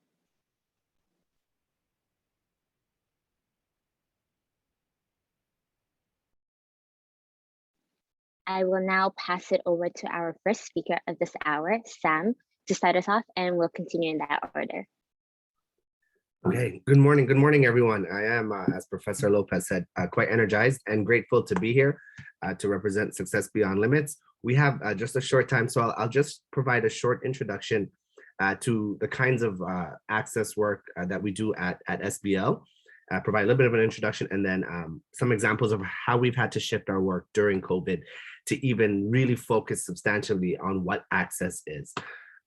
So Success Beyond Limits is an organization that is reaching its 11th year of operations in Jane and Finch. We come out of a need from our young people who were experiencing difficulties in their transitions from middle school to secondary school. So they were being what we call in education, they were being transferred or age promoted without the necessary or requisite skills in really literacy, numeracy, really life skills as students. So they were being moved forward, but they were really lacking the tools they needed to find success. So out of community-based, organizing, lots of advocacy and movement, the community had identified a need for some sort of transitory program from middle school to high school to better prepare them for for the rigors and the challenges that high schools bring. So after lots of community, movements and meetings and thinking, we created a summer program for our young people, which takes place at York's campus, that starts with offering our students, and these are the students who we identify would most benefit from a summer program such as the one that we offer, which takes place on York's campus, a credit in advance. So we hire really specific community-based relevant teachers. We have a very specific curriculum. We offer a general learning strategies credit to grade 8 students who are transitioning to grade 9, who have been identified as being the most, who would most benefit from this kind of program. So our summer program takes place on York's campus. It familiarizes our students with the university, with the resources that the university has to offer. We run our program from 9 to 12. They get picked up in their community settings with school buses. Everything is free at the program. We eat lunch together, both the teachers and students. We develop a kind of sense of community-based mission and a different kind of educational experience where our students are able to experience success. So they really move on. Over the last 10 years, we've seen that our graduation rate is north of 95% for our summer program. And we really focus on how do we make assignments or assessments accessible? How do we make instruction accessible? And our teachers are willing to take on this challenge every summer because we know it's what they need, right? So access, as we understand it, is also providing an avenue or a pathway to success, which looks different for students, especially those of students who come from or who exist or who are trying to move through this life in marginalized communities. So that's our first point of contact with our young people in Jane and Finch, right? They come through our summer program. We ensure we do our absolute best that there are no barriers to our summer program. They experience success. They're living the university life as grade 9 students on campus. And then they go on to high school. Most of the students that we work with go to Westview Secondary School, which is one of the major high schools in Jane and Finch. And there we have a youth space, an SBL youth-led driven space where students can continue our relationship with SBL, right? So having that space, that unique partnership with the Toronto District School Board, having a space where students can congregate, that can continue to feel successful and achieving as students, have a site where they can access resources that are outside of the mainstream schooling experience. So having SBL and our youth space inside the school, inside the high school, means that we can also serve as a kind of buffer or barrier to what might be sometimes very normalized negative schooling experiences, right? So being in the school allows us to intervene. We can intervene sometimes if, behavioral issues or academic issues come up, to provide a space inside the school from which students can have a space of respite or perhaps a space that's otherwise within the school. We see that as a site of or production or access work, right? Many times too, that puts us in contestation and sometimes productive generative conflict with school administration or with school policies, or what we know the gap to be between what school policies and school practices are. SBL continues to be a youth advocate inside the high school space. So within that work, we work with Monday Gala, who has done a lot of work around de-streaming public education. He's the principal at Westview currently, and we have a very generative, productive relationship with the administration that sometimes necessarily means we have to advocate and on behalf of our young people and their families. So that's the kind of access work we do at Westview. What we're really excited about, to kind of wrap up our kind of access work, is a lot of our young people who come enter our relationship with us through SBL, through the summer program, the advanced high school credit they get, continue to have a relationship with us through their high school years, tend to apply to post-secondary at a higher rate and actually gain entry. We've noticed over the decade of our work that a lot of our young people head to York for post-secondary post-secondary schooling. And we've just recently started in a partnership with the sociology department and their community engagement team and community engagement center and community partnership and initiatives at York, a Jane and Finch social innovation hub, where any students from Jane and Finch who are most likely to be what we call in the literature non-traditional students or first in their family, for whom these access programs are really designed. We wanted to create something at York where those students could congregate. So within the last couple of years, of course, curtailed by COVID, we have erected a space on campus where our students, both who have worked through SBL or who come from Jane and Finch generally, can have a space where they can work, where they can congregate, where they can talk about their challenges or what needs they might have. There's a space where they could print and a space where they could do work. And if you've ever worked at any university, you know the kind of currency that space is. So along this kind of long trajectory, we've tried to create access points or points of substantive support that has always been led by the young people with whom we work. So just as an introduction, and I wanted to just paste in the chat our website with a very active social media where you could see all of the kind of work that we do. You can see our summer program. Summer program recap videos. The last couple of years have been virtual, so I would suggest going back to 2019 to check out our last in-person to see the kinds of spaces we're able to create. Really interested in the conversations moving forward, and from what I've heard so far too, is just to kind of close off. I know I'm probably wrapping up in my 10 minutes. At some point too, we're starting to think about all the changes that we've been able to implement in the school environment where we work. We say that we have a hyper local focus, a hyper local approach with a systems focus. So we do sit at provincial tables or university access tables or TDSB access and equity tables where we talk about the way in which the work that we're doing lets us have a kind of different view of the system. Yeah. And at some point, I think we have to think about all of our access work as being as models or, as rehearsals for what the entire system should be. Yeah. We often say in Westview that a lot of our students feel a lot safer, feel much more wholesome and in their full selves when they're in our space. So how do we make the whole school like that? Yeah. And isn't that the work of access, is to provide alternative drafts and examples for how we restructure the entire system, right? So just as a last the point is, I was in Hart House recently for Professor Rosalind Hampton's critical praxis and abolition arts class exhibit. And I think about that too, how access provides a kind of way for us to see the otherwise, and perhaps enough where we should not be able to recognize the system. Yeah.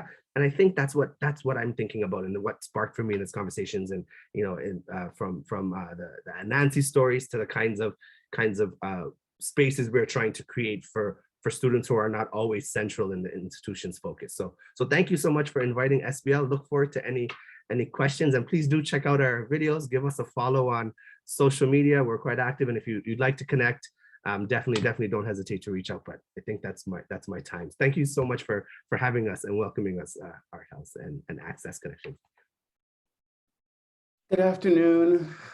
My name is Lance McCready, Dr. Lance T. McCready. I'm an associate professor in the Leadership Higher and Adult Education Department at OISE at University of Toronto. And for the last 4 years, I've served as director for the Transitional Year program.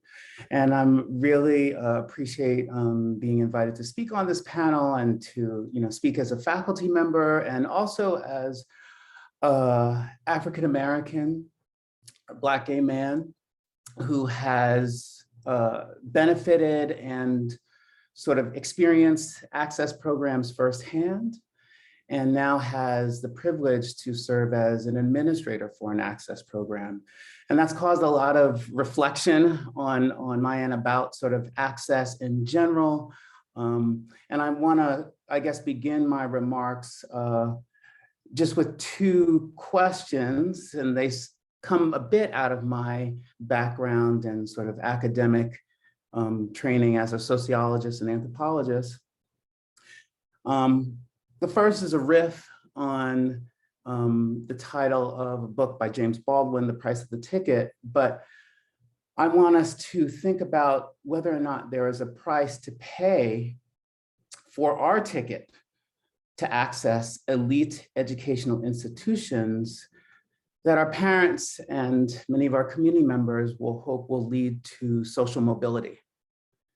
Is there a price to pay for the ticket to access through access programs, which is going to give us entry into these elite institutions? And I think Here I'm counting University of Toronto, and I'm describing University of Toronto as an elite post-secondary institution.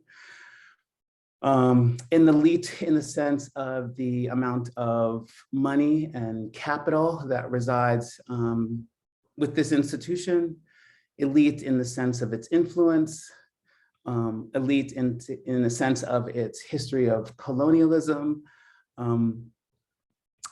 elite in terms of its rankings, I guess you could say.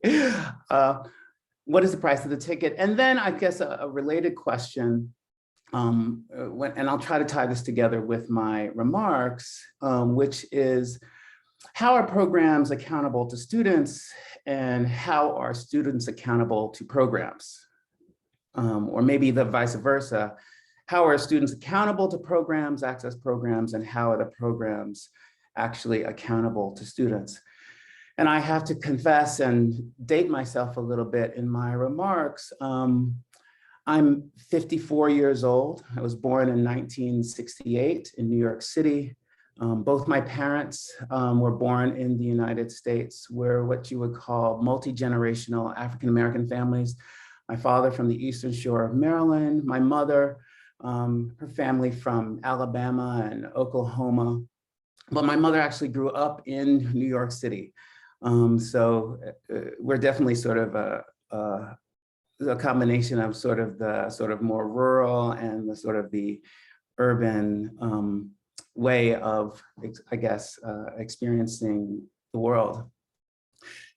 And my own access story, which I think informs my answer to these questions, really begins with my parents' involvement in Black parent activism in the 1970s, informed by the push of the Brown versus Board of Education decision to integrate schools, and the idea that in the context of failing public schools for Black children, the only way to gain access to the kind of education that was going to promote social mobility was to gain access to private schools in New York, which had gave, I guess, the students who went to those schools a better chance of getting access to more elite post-secondary education, and therefore a better chance of social mobility.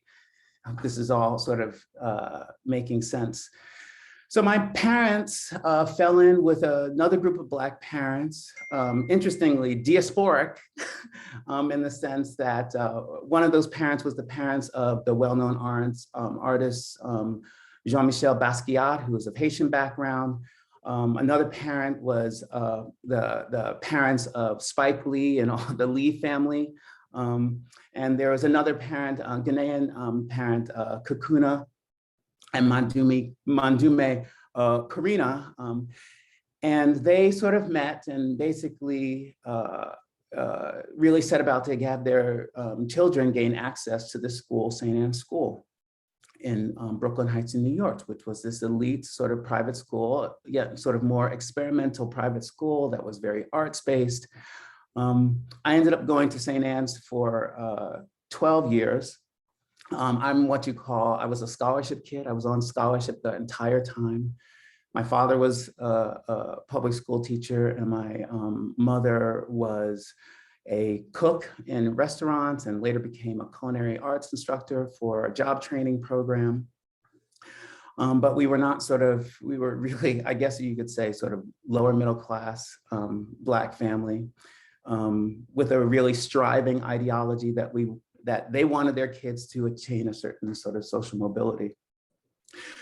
So I think sort of this question then becomes like, what's the price that sort of was paid to have the push of Black parents getting their kids access to these schools that would give them access to the kind of elite education that would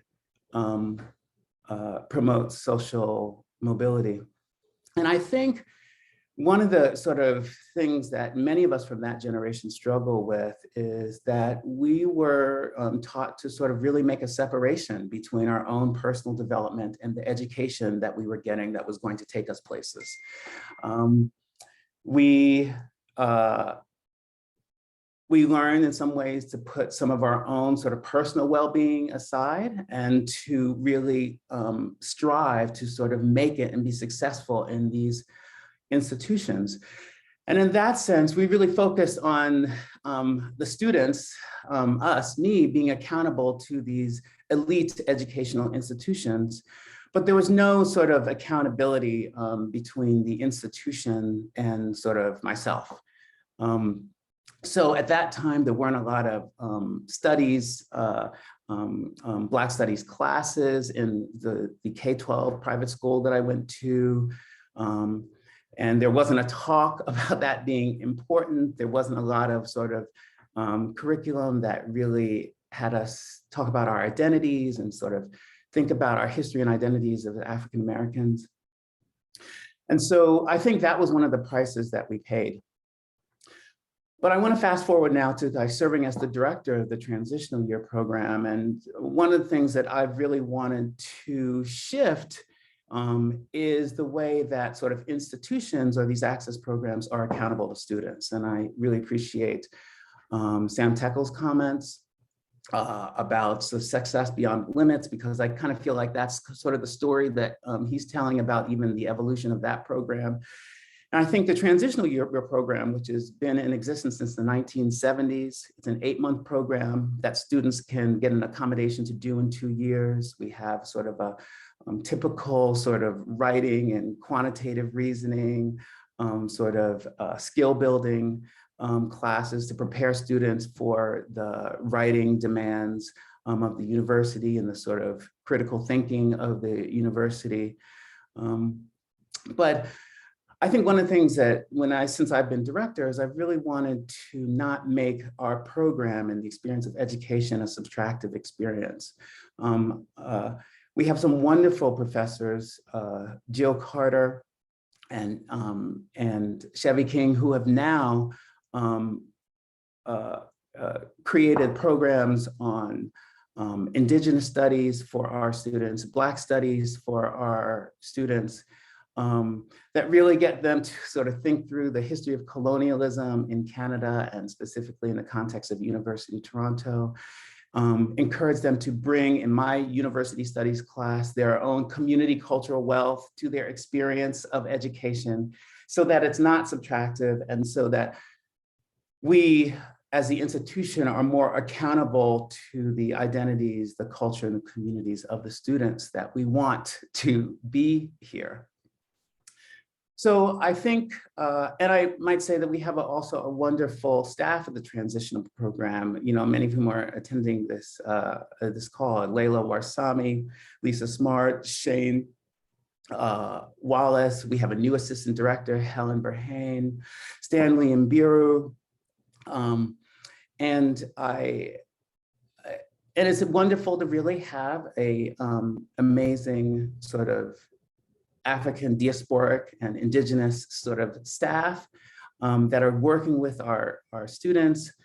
And I guess I'll just leave us with this, the thought of thinking about like, what does it mean for access programs to really be accountable to students at the same time that it seems like students, in order to sort of get a ticket to the access to elite education that's going to provide them social mobility, have to be accountable to these higher education institutions. Thank you. Hello, everyone. Powerful insights from the previous presenters, and I'm so humbled to be included in this conversation. My name is Selma. I'm the team lead for the Access and Inclusion program at the Center for Student Engagement, and more specifically at the University of Toronto Mississauga. I'm also a 4th year, and I'm just about to finish up my degree in psychology. So I'm going to focus on my team lead role for this presentation, where I have the pleasure to collaborate with internal and external stakeholders to deliver events and resources that promote access to and enhance engagement in post-secondary education. But instead of talking to you about what I do, I thought it would be important to demonstrate it in action. So when I received the invitation to share my thoughts about accountability and impact, I knew that the best way and the only way that I could do this intentionally is seeking diverse perspectives on the matter. And so over the past few weeks, I got in touch with a number of faculty, staff, and students to ensure that the foundation of our university structure here at UTM is rightfully represented. And I wanted to also highlight individuals who are visibly doing the work of access, but just as importantly, the individuals who are not so visible in this space, but might be engaging with access on some level that we just haven't explored yet. But this wasn't easy. There was much hesitation to engage in this conversation about such loaded terms of accountability and impact as it relates to access. I received a lot of no thank yous and skepticism about why I'm even asking about this in the first place. And so for the next few minutes, I would like to take the opportunity to highlight some of the insights that I received from the individuals who came forward with bravery and willingness to explore and not to be right or wrong. And so the questions that were proposed to the following contributors were in relation to accountability and impact. What does access mean to you at UTM? And what does access look like for you / in your work at UTM? So let's take a look.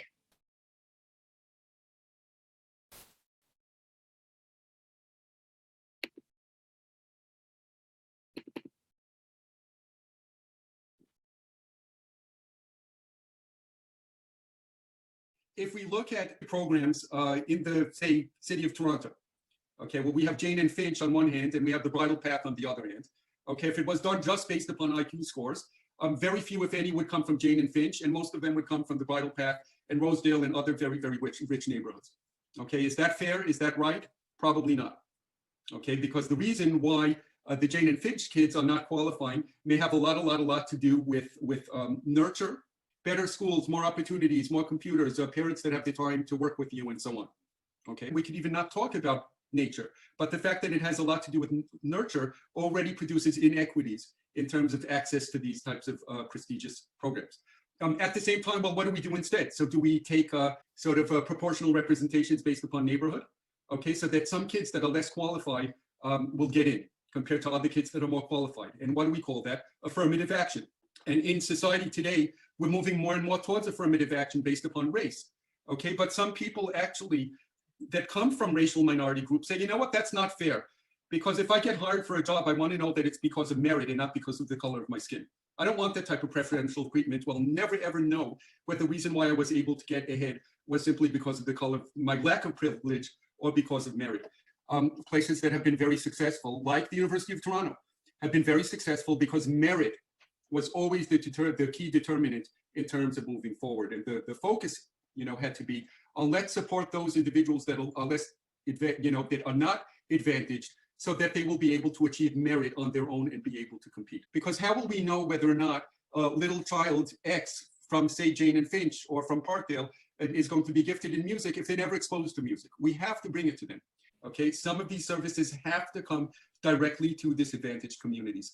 You know what? It's the right thing to do. It's the fair and equitable thing to do for these communities. It's also the right and fair and better thing to do for society, because society is healthier when individuals are brought up with opportunity and they're able to contribute to society rather than give up on it. For me, one of the important meanings of access is creating the possibilities for students to see themselves represented and valued in the programs that they choose to study. This does not only mean having access to student societies and group representation. Just as important, access means that students should be represented in the curriculum. Their cultures, their systems of knowledge, and their histories should be part of what is on offer in our programs and our courses.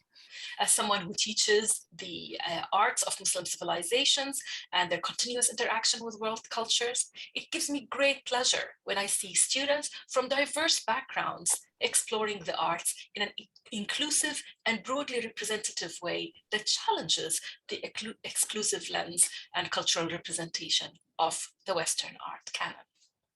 So now, being in a professional staff role, I recognize that these access programs were often created and catered to a dominant group that may make up those that are white passing, able-bodied, those that are cisgendered, those that are middle class, just to name a few dominant group identifiers. So those leading and facilitating in these access programs were responsible, and still are, to the to how the university structure and systems actually serve and support students that are equity seeking, or how it also contributes to the oppression and challenges that equity students may face. So in my own work at UTM, I now lead in the delivery of these types of access programs and recognize that just because I may personally identify with non-visible aspects of identity that may be marginalized, just because I present a certain way with these visible components, I'm still just as responsible as those that came before me for determining what access and inclusion can look like. So recognizing that we aren't currently in a place to go so far as true justice, which would actually dismantle these systems that have contributed to a lack of access for individuals, I'm tasked every day with what this looks like. So when I'm interacting directly with the student or student staff, I often ask myself, how am I listening to and understanding the unique experiences of the students around me? How do I understand these experiences alongside my own and those of my professional staff team? With that knowledge and insight, it's about making decisions that not only align with my personal values and the university's values, but also those that make up our people. So when we explore Black and Indigenous perspectives, for example, access is still not equitable for these communities, let alone for the individuals that may make up this community that have multiple intersecting axes of personal identity, in addition to being part of a particular community. So this work is ongoing and it requires the attention of all parts of the university community to contribute. So when I think about access as it relates to accountability and impact, I think it does not stop at creating opportunities to increase access and representation, but includes ensuring support exists. Offering support and creating a supportive environment maximizes the likelihood of people thriving and meeting their potential. Research has shown that psychological safety optimizes people's ability to learn and grow. A diverse university community where psychological safety exists can foster innovation by maximizing the potential for learning and growth of students and staff.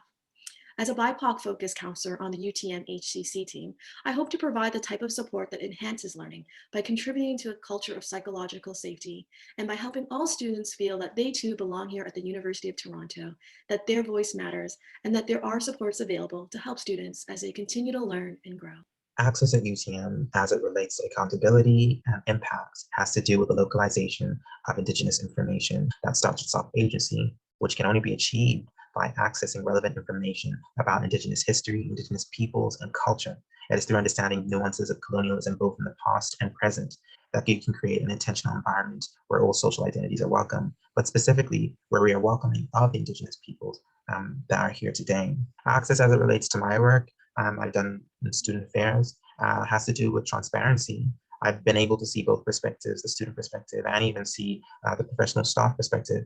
And it's interesting to observe the discourse that can happen on both fronts. When in actuality, there's so many similarities that each sides have, that oftentimes the tension that's built can be broken by just sharing information. But unfortunately, the structures that we exist in reinforce these things. So it is through creating and adopting more egalitarian relationships in the workplace that we can, unify. I think access with my work is also in terms of research. I've had the pleasure of working with Professor Liat Margolis under the supervision of Laura McEwen in a study that looks at and explores the life history of BIPOC transgender youth. And it is from this that I've been able to serve the community that I respect and praise, which is the LGBTQIA+ community. For me, access is all about making sure that communities and individuals belonging to those communities, which have historically been marginalized, that their voices are heard in ways that are meaningful and concrete. And what that sort of manifests in is through policies that seek to identify how the current system, which many might think is good enough, but it is perhaps simply because they do not experience the type of discrimination and historical disadvantages that such communities have faced, seeing how policies that could identify and rectify those wrongs can be done. And what I think is a positive way that we could go about this going forward is making sure as well that once the policies and policy proposals have been drafted, that we go back to those communities and ask them for meaningful feedback and input as a way to make sure that the policies are not only what we think is best for them, but also what people who have experienced firsthand the effects of such historical treatments, what they think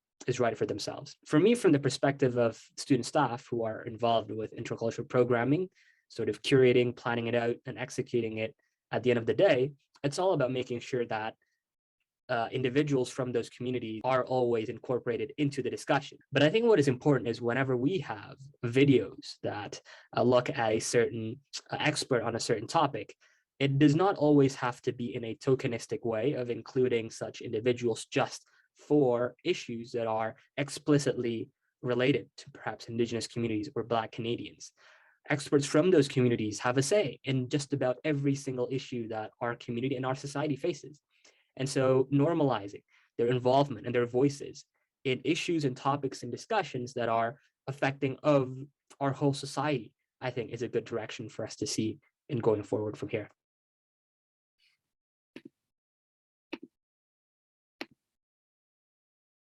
All right. So with that, we've gathered some insights about access. And I do want to emphasize that the example provided by Dr. Skimnetsky, as we heard in the first video, of Jane and Finch students versus other students is applicable to any location, not just Toronto. So what we need to recognize from the example that was provided was that there are existing inequities for disadvantaged students down to nurture. Dr. Skimnetsky also talked about merit as the determinant of access, services going directly to communities to foster opportunities for access. We heard other insights as well about representation of different systems of knowledge in the curriculum and in the classroom, asking who are the individuals leading and delivering access programs? How am I listening and understanding the experiences around me alongside my own to make value-informed decisions that serve different communities? Psychological safety as a building block of access, localization of Indigenous information, transparency as another building block of access. Individuals and communities are being heard through ever-refining policies in non-tokenizing inclusion through the normalization of involvement in all discussions. So something that I want to bring to your attention as I conclude is how I was able to create space in our meeting today to highlight different voices about access.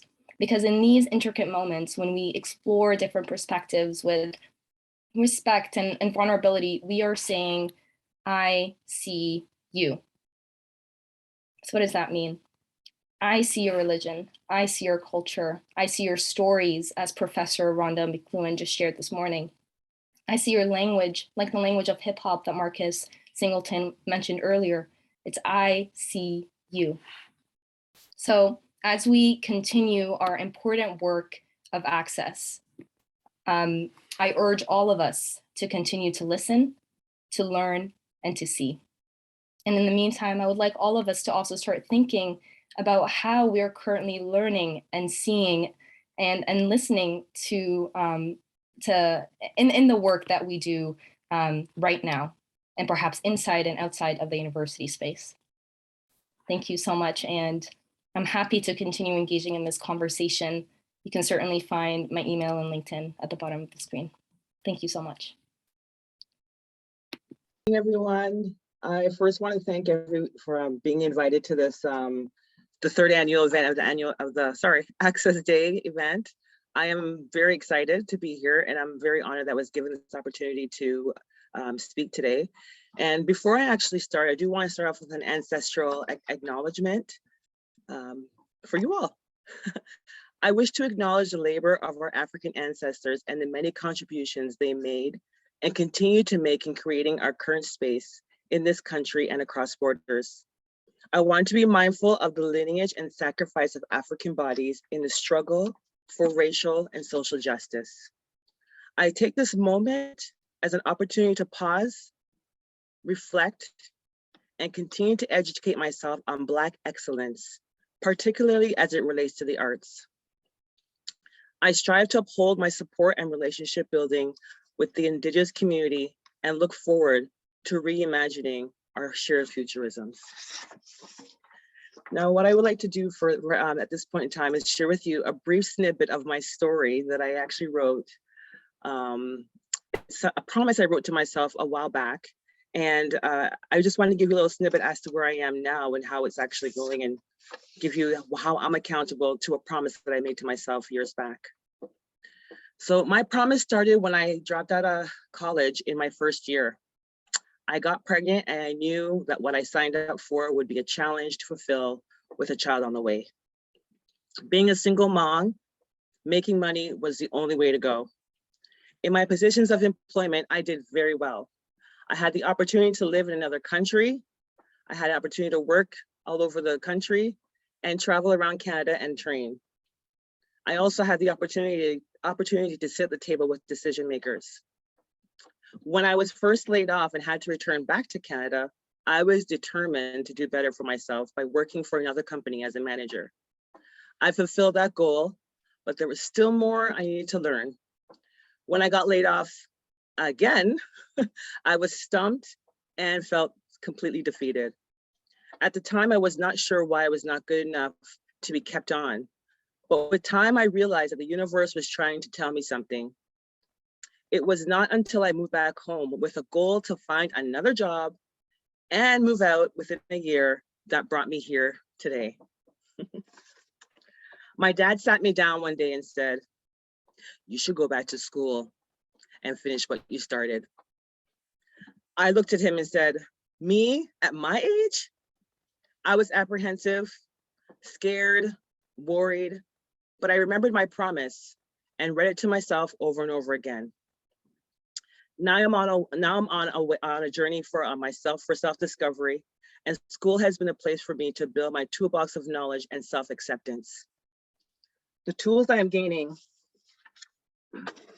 in my toolbox is my journey through life, and I'm now figuring things out on my own and sharing parts of my story towards this journey. I had to go through the adventures to gain my tools and not to only help myself, but to also help others see their potential. Life does not stop because you have letdowns. I have learned that getting up each time I struck out was a way to say to myself, I still have breath, I need to keep moving.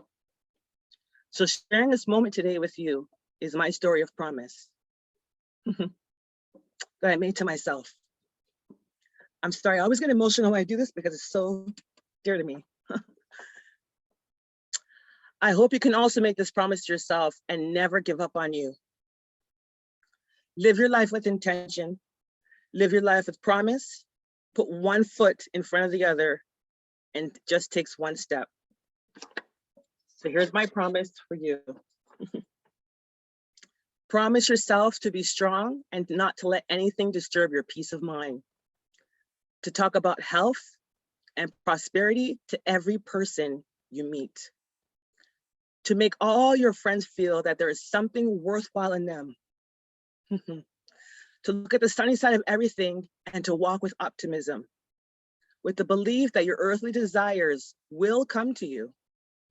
To think only of the best, to work for the best. To just be as enthusiastic about the success of others as you are for yourself. To not dwell on the mistakes of the past and press on to greater achievements of the future. To wear a cheerful expression always and give a smile to every creature you meet. To give so much time on improving yourself that you have no time to criticize others. To be too large for worry, too noble for anger, too strong for fear, and so happy that you resist the pursuit of trouble. To think well of yourself and proclaim this fact of the world, not with loud words, but in great deeds. To live in faith that the whole world is on your side, as long as you are true to the best that's within you. Promise yourself to walk in love, to walk in light, to walk with sincerity and integrity. Promise yourself that you will apologize when you are wrong, so you can be the example this world needs for change, and to let your ancestors be proud. As a recent graduate of the University of Toronto's Transition Year Program and elected valedictorian, I hope you can make this promise be your promise as well. Namaste.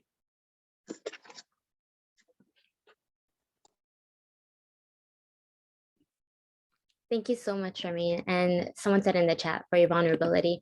It was really beautiful to listen to. And thank you to all the panelists for those amazing presentations. We will now transition into the Q&A portion of the panel. If you have any questions, please feel free to use the Q&A function at the bottom of the screen so I can read it out loud. But the first question is for Professor Tekle. Oh, I'm sorry. The first question is for all panelists. Feel free to say your thoughts, what you think about the answer of the question. So the first one is, what are some of the ways that we should be rethinking the notion of success, especially as it relates to access? You're free to jump in or raise your hand. Yeah, I could jump in. I mean, I think for us at SBL, we knew that the work we were doing had a much broader and substantive impact than something like graduation rates or 16 by 16, this amount of credits retained, right? For some of the young people that we work with, we knew that success didn't mean a high school or Ontario secondary school diploma. Maybe it's a GED. Maybe it's directly into kind of like an access or trades program, right? Or maybe even some it's finding ways that they might support their family, finding work early, and then circling back on some sort of post-secondary or program or trades program or access program, like the important work that Lance and his team does, right? So if we, and even the access work that I've been involved with, sometimes it doesn't mean an undergraduate degree at the end of it, right? Because we get the students who are attracted to these kinds of programs are also up against a lot. So the programs that and the spaces we create, I think, provide something much broader than the ways in which we've normally had to think about success, right? So then our evaluations and our metrics need to reflect that. So with the work that I've been able to do with research at SBL is we've tried to capture that, right? That the kinds of supports or impacts in people's lives that doesn't always, it's not simply captured by a checkbox or a success, right? So I think that's what we meant, or how we've, in the work that we've done, had to broaden and advocate and make cases for the work that we've done beyond simply like, you know, graduation rates, credit retention, all these kinds of things. And I think our access programs at the post-secondary level would do well to take on some of that. And I know we are. So that's my contribution to that question. Thank you, Professor Teckley. I think it's really important to not put a box onto success so that as many students feel like they can gain that throughout the different programs that there are that you all mentioned as well. Selma, and then Professor McCready.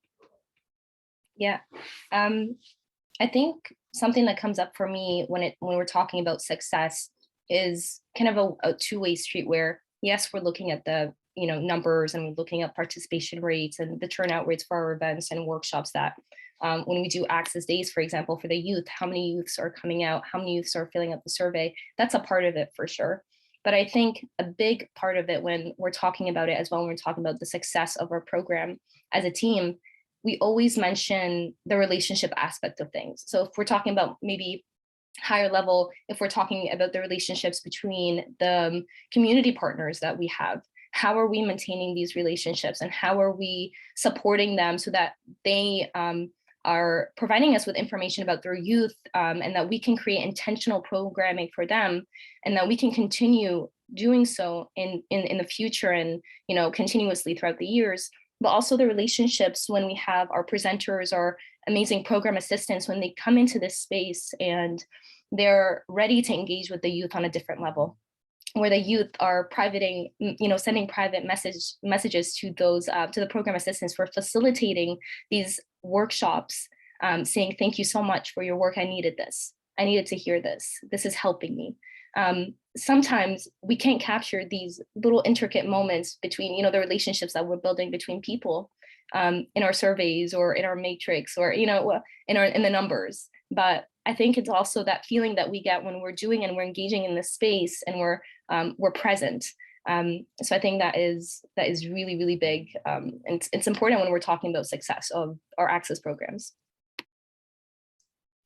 Definitely. I hear from when all of you guys spoke about the presentations, I saw that an evident theme was that relationship with everybody and in the community so that we can expose people to access programs a lot more. Professor McCready? Thank you. Yes, just building on Salma and Sam's comments. I think one of the things that's changed in terms of how we define success, and I think it's been a good change, is that success doesn't mean sort of sacrificing one's well-being, or sort of cultural groundedness. And I think there's been a lot of change in the university.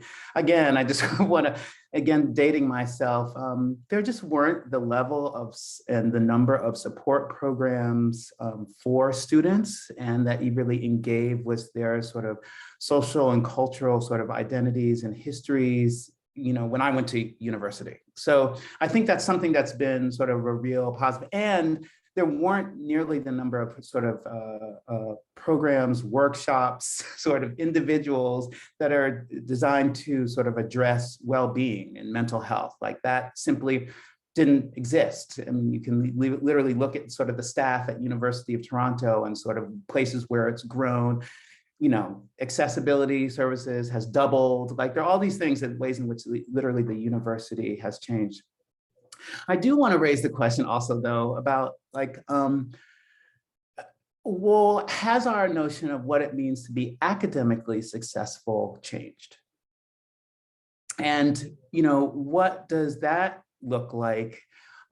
Because really in the transitional year program, and I know in sort of my own personal journey of within sort of post-secondary institutions, that being academically successful is important. It was important to my own well-being, but it didn't always seem accessible, or I struggled at different moments of how to sort of think about being academic successful in ways that didn't really like create some sort of crippling or difficult sort of mental health struggles for me.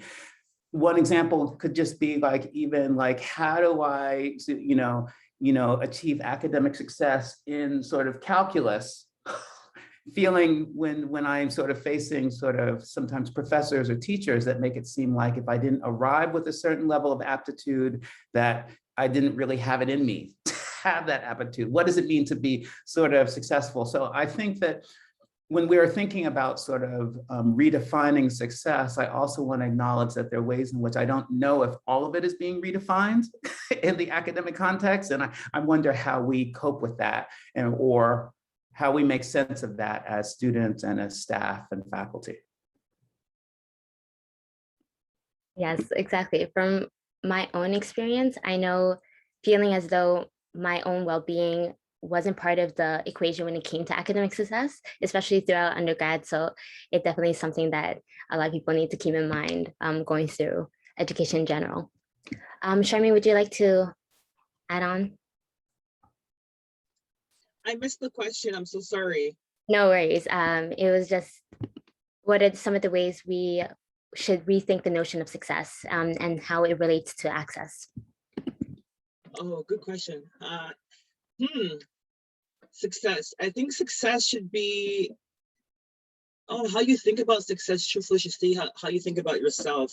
How you see yourself in where you are at that particular moment in your life is how you can determine your success for yourself. When it comes to access, I am learning slowly that access is not available for everyone.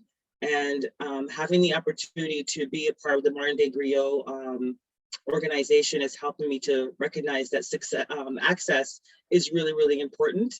And seeing representation of yourself in universities or places that are high authority is a great way to gain that access for students to see, will they have an opportunity to get in. So that's what I have so far on access. That's great. For the sake of time, I'm going to move, sorry about that. I'm going to move on to the next question, which is for Salma and Charmaine. What supports do access students need after they get accepted into U of T? Great question. I want to answer that question. I have, the supports they need once they get accepted into U of T. Ooh, that's a good question. Okay, so the first one, get an academic advisor. The second one, get a learning strategist. The third one, what I gotten? Always try and go to your TA hour, your office hour, your tutorials, my apology. Have those supports and connections in place for yourself once you get in.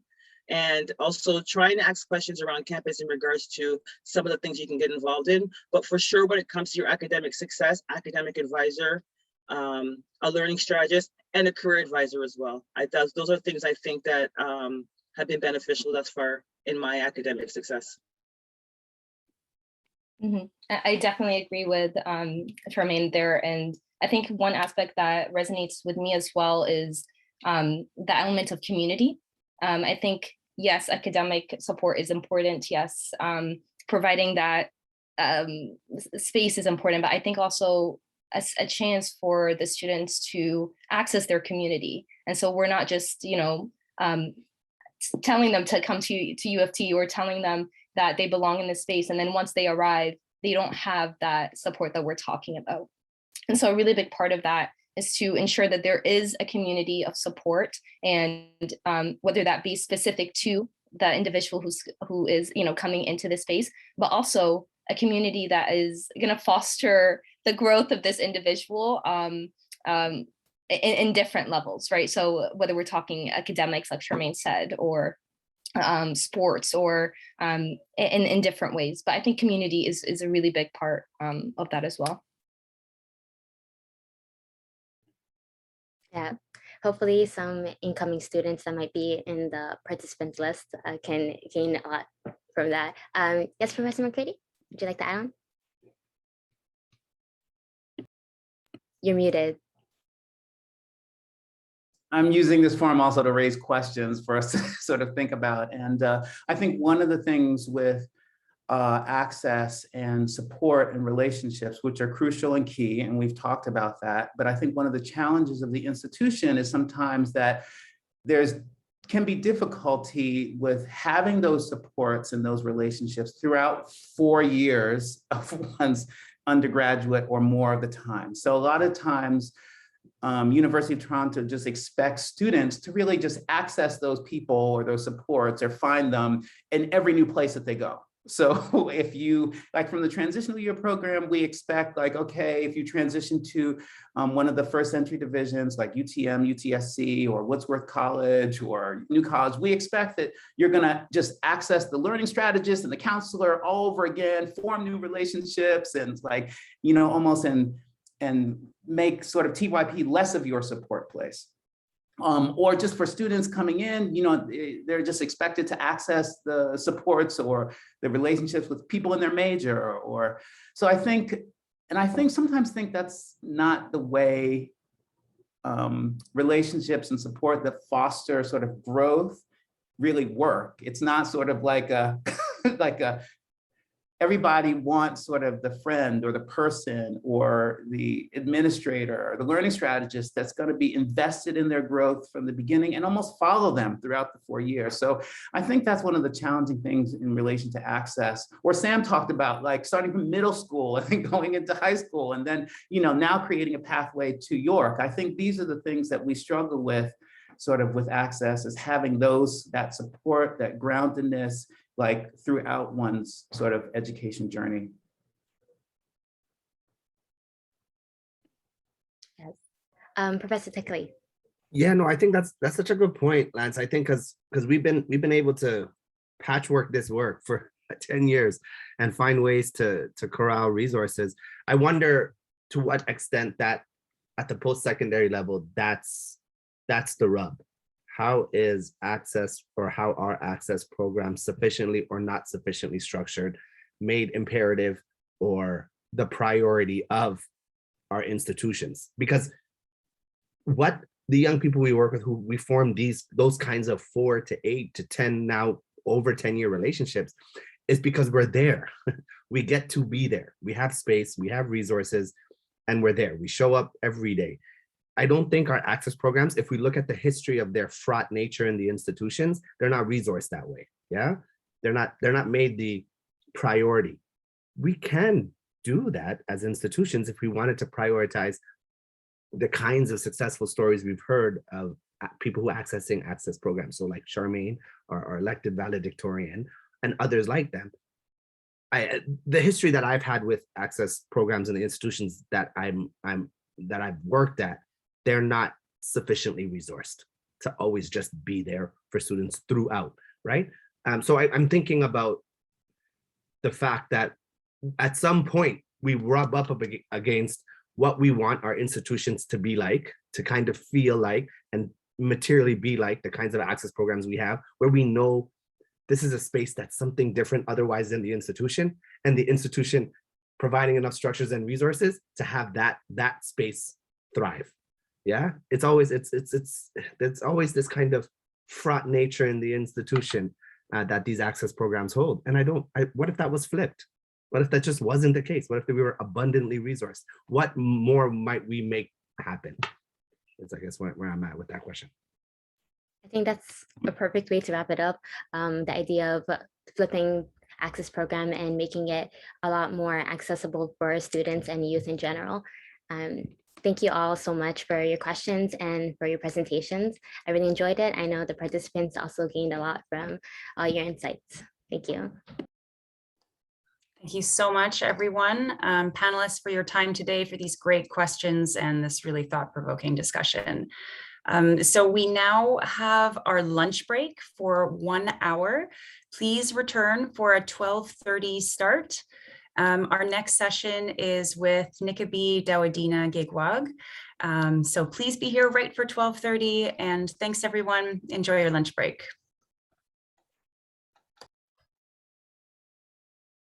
Hello, everyone. Welcome back. Hope you all had some sustenance. My goodness, the conversations, the provocations, I like to say, the questions really helping us to rethink ways how we engage in access. What does that mean? It has been so absolutely rich and engaging. The conversations really have stirred our spirits. And thank you for sharing your personal stories and being vulnerable in space. That takes a great bit of courage. So we want to just say, we see you, and we so truly appreciate. I also just quickly want to say before we introduce our next panelist and presenter, is that there were so many questions shared and so many amazing responses that in the post-event email, we will try our best to capture all of these and send them to you, because we know everyone would like to carry on with this great and deep learning. So now it's really my honor and a pleasure to introduce Elder Whabagoon to give us to perform the water song. Elder, please step into space.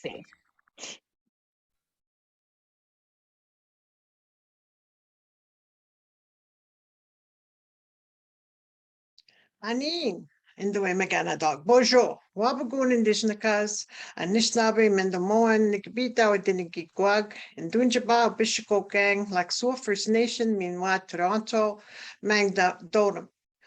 What I just said was an Ojibwe protocol greeting, and I said, hello, all my relations, and welcome. My name is Whabagoon, flower blooming in spring, and I'm the female Anishinaabe elder for Nikibii Dawadinna Giigwag. I'm from the Narrows abundant with white pine, Laksua First Nation, and I live in Toronto and I sit with the Loon Clan. I would like to open our time together with a welcoming ceremony. As we gather here today, I want to welcome you to the space in a good way. I want to fill the space with ease and balance, good words, good direction, and come together as one. Normally, to welcome people to a space, I would smudge the space with sage smoke, and perhaps some of you have seen this before, but today we'll be opening with our sacred nibe, our water. I chose this medicine today so everyone at one point in your day will have access to the sacred medicine water. I'd like you to recognize your water by saying miigwech. Thank you. The next time that you take a drink of water, tea, or coffee, or perhaps it's later this evening when you take a shower or you're doing the dishes, say miigwech. I brought with me this afternoon 2 waters. One is sweet water directly from the maple tree. And it's the water that comes from the tree before it's boiled down into maple syrup. And also I brought with me mushkaki nibe. that medicine water that I make, and it's a mixture of cedar gifted to me from the trees that surround Gitchigami, Lake Superior, and it includes sacred medicine stones from the Bulkley and the Skeena rivers, where they meet at the Great Kazan in British Columbia. This is called Mashkiki Nibe medicine water. I share it now with you with the space and the sacred water that is close by Lake Ontario. We offer this medicine water to sing our respects, to welcome in the new season, Zigwan, and to the nations that came before, the two-legged, the plant nation, the winged ones, the swimmers, and the four-legged. They all came before us with their original instructions from the Creator. The song I will share with you and welcome you with is called The Water Song, written by Doreen Day and her grandson Mashkoos, and they have given permission to share this song. The words to this song are: water, we love you, we thank you, and we respect you. As I sing this song to open the space, I ask that you pray for our water. Sing to your water, speak to your water, say miigwech to your water, honor your water. If you know this song, please join me in singing this song. And I'll face the eastern direction, all the directions while I sing the song.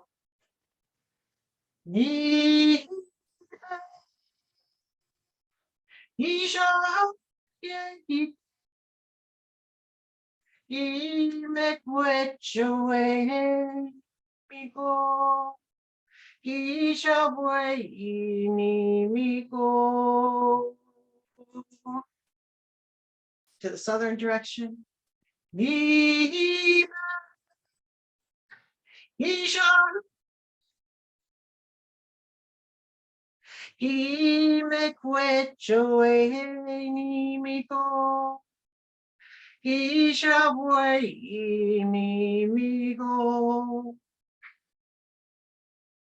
To the western direction.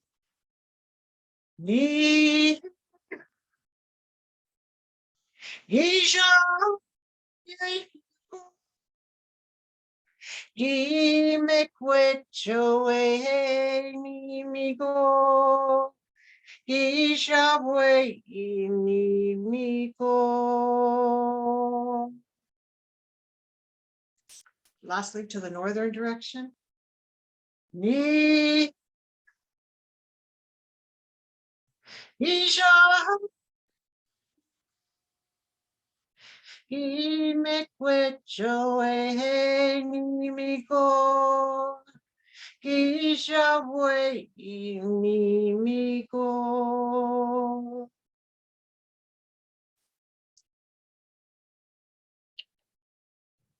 So it is with this song and these words that I welcome you to this time with Nikibii Dawadinna Giigwag.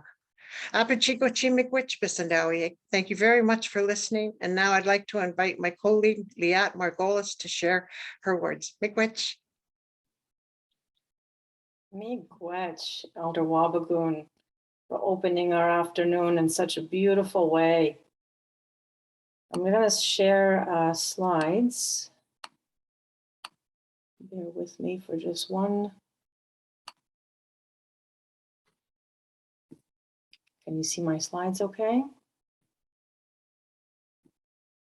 Yes, we can. Great. Hello, bonjour, sego.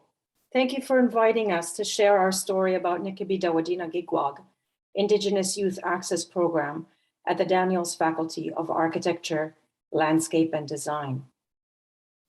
Each morning, we start our day with ceremony, and we close the day with ceremony. When we open a circle, we close a circle. The youth know this. The teens come in the morning, sometimes groggy, and the sharing of gratitude in the circle helps wake everyone up, reminds us to notice the little things, the things we take for granted, the sun, the flyers, the four-legged, our health, each other. Elder Whabagoon and I get messages throughout the year from our youth. Can't wait for summer 2022. It's the only thing that keeps me going through school. We formed a family, a safe space, a space to grow and feel loved and belonged. In one of our solstice ceremonies that we hold at Downsview Park, as part of a community tree planting we lead each fall, one of our youth recounted the time when we were working with our partner, the Toronto Region Conservation Authority, transplanting saplings from small pots to 1-gallon buckets. She reflected on how Nikibii Dawadinna Giigwag gave her the space to grow. "All you need is space," she said. This youth had struggled with learning challenges and an all too familiar intergenerational trauma. Last year, she was one of the first 2 students to graduate from the Indigenous high school here in Toronto and got accepted to college. This summer, she's returning as a mentor in training, a new position we created for 3 girls who will finish their first year at university, and for whom this will be their 4th year with us. "We will keep coming back until you kick us out," they said. "We will come even if you don't pay us." We laughed, but then thought, it's time. Our goal to have not only an intergeneration mentorship, but eventually an intragenerational one, youth leading youth, is actually happening, and sooner than we anticipated. Last summer, one of our landscape architecture projects focused on the Toronto Island, thanks to one of our long-standing mentors, Métis landscape architect Terence Radford. This allowed us to develop a place-specific approach and change the curriculum as we do each year. From the post-glacial receding of Lake Iroquois to the sediment deposition and formation of the island via the erosion of the Scarborough Bluffs to the delta of the Wisconsinach and the vast shorelines of McEwen. We studied the deep history of land and people in this territory. We connected this long arc with present-day McEwen restoration projects in Curve Lake and the fight to preserve agrocrop diversity by eco-warriors such as Winona Leduc, as we shared recipes of wild rice among the group. Our arrival to the island was by canoe, embodying the watery routes of the ancestors, only this time to examine the impacts of urbanization, climate change, and loss of habitat. Terence introduced us to the City of Toronto's landscape master plan he's co-leading right now, and invited the youth to imagine new ways of building plant partnerships and places for connecting with the things we don't see, like the mycelium nations that work in symbiosis with all root nations. Our plant kin holds so many stories and gifts. We drew the sandbar willow. We experimented with the weaving of red osier dogwood, as we remembered what Robin Wall Kimmerer wrote. Just think about the tree and all of its hard work before you start. It gives life for this basket, so you know your responsibility. Make something beautiful in return. Terence Radford of Trophic Design and Matthew Hickey of Touro Architect joined us that day for the canoe ride. They've both volunteered as mentors since the beginning 5 years ago. Terence is one of only 2 Indigenous landscape architects in Canada. Matt is one of only 18 Indigenous architects out of 18,000 architects in Canada. At the Daniels faculty, out of 1,700 students, only 2 students self-identify as Indigenous. For Nikibii Dawadinna Giigwag, answering the U of T call to action number 26, providing pathways to post-secondary education in the fields that focus on environment, climate change, sustainability, and community building has been one of our primary goals. One of the youth who will start her new role as a mentor in training this summer is now finishing her first year at Trent in environmental and Indigenous studies. I would have never thought of this direction had it not been for Nikibii Dawadinna Giigwag, she told me on the way to the canoe rental. But some of our youth choose to pursue non-academic tracks. One of our youth who had been with us for 2 consecutive years found employment with the Sundance Harvest Farm located at Downsview Park. I found my Afro-Indigenous community and my calling back to the land, he announced proudly. We do not wish to prescribe or define criteria of success, but rather shine a light on dozens of pathways for self-discovery and growth. We closed our visit to the island with a drum building workshop guided by another regular mentor, Anishinaabe traditional healer and knowledge keeper, James Carpenter. Rooting the youth in culture, a daily spiritual practice to walk the path in a good way. These three committed mentors and several other trailblazers and beacons in the community form our outer circle, an interconnected constellation of mentors that bring different voices and point to vast knowledge systems and unique journeys. We're grateful for the multiple partnerships and individuals who see the need to change paradigms, and we're thankful for their courage to advocate on our behalf. To the TRCA, First Nations House, New College, Dalalana Wakabines Bryce Institute, Evergreen Brickworks, City of Toronto Urban Forestry, U of T Grounds, UTSC Farm, and UTSC Grounds, we wish to extend our deepest gratitude for your openness and great efforts.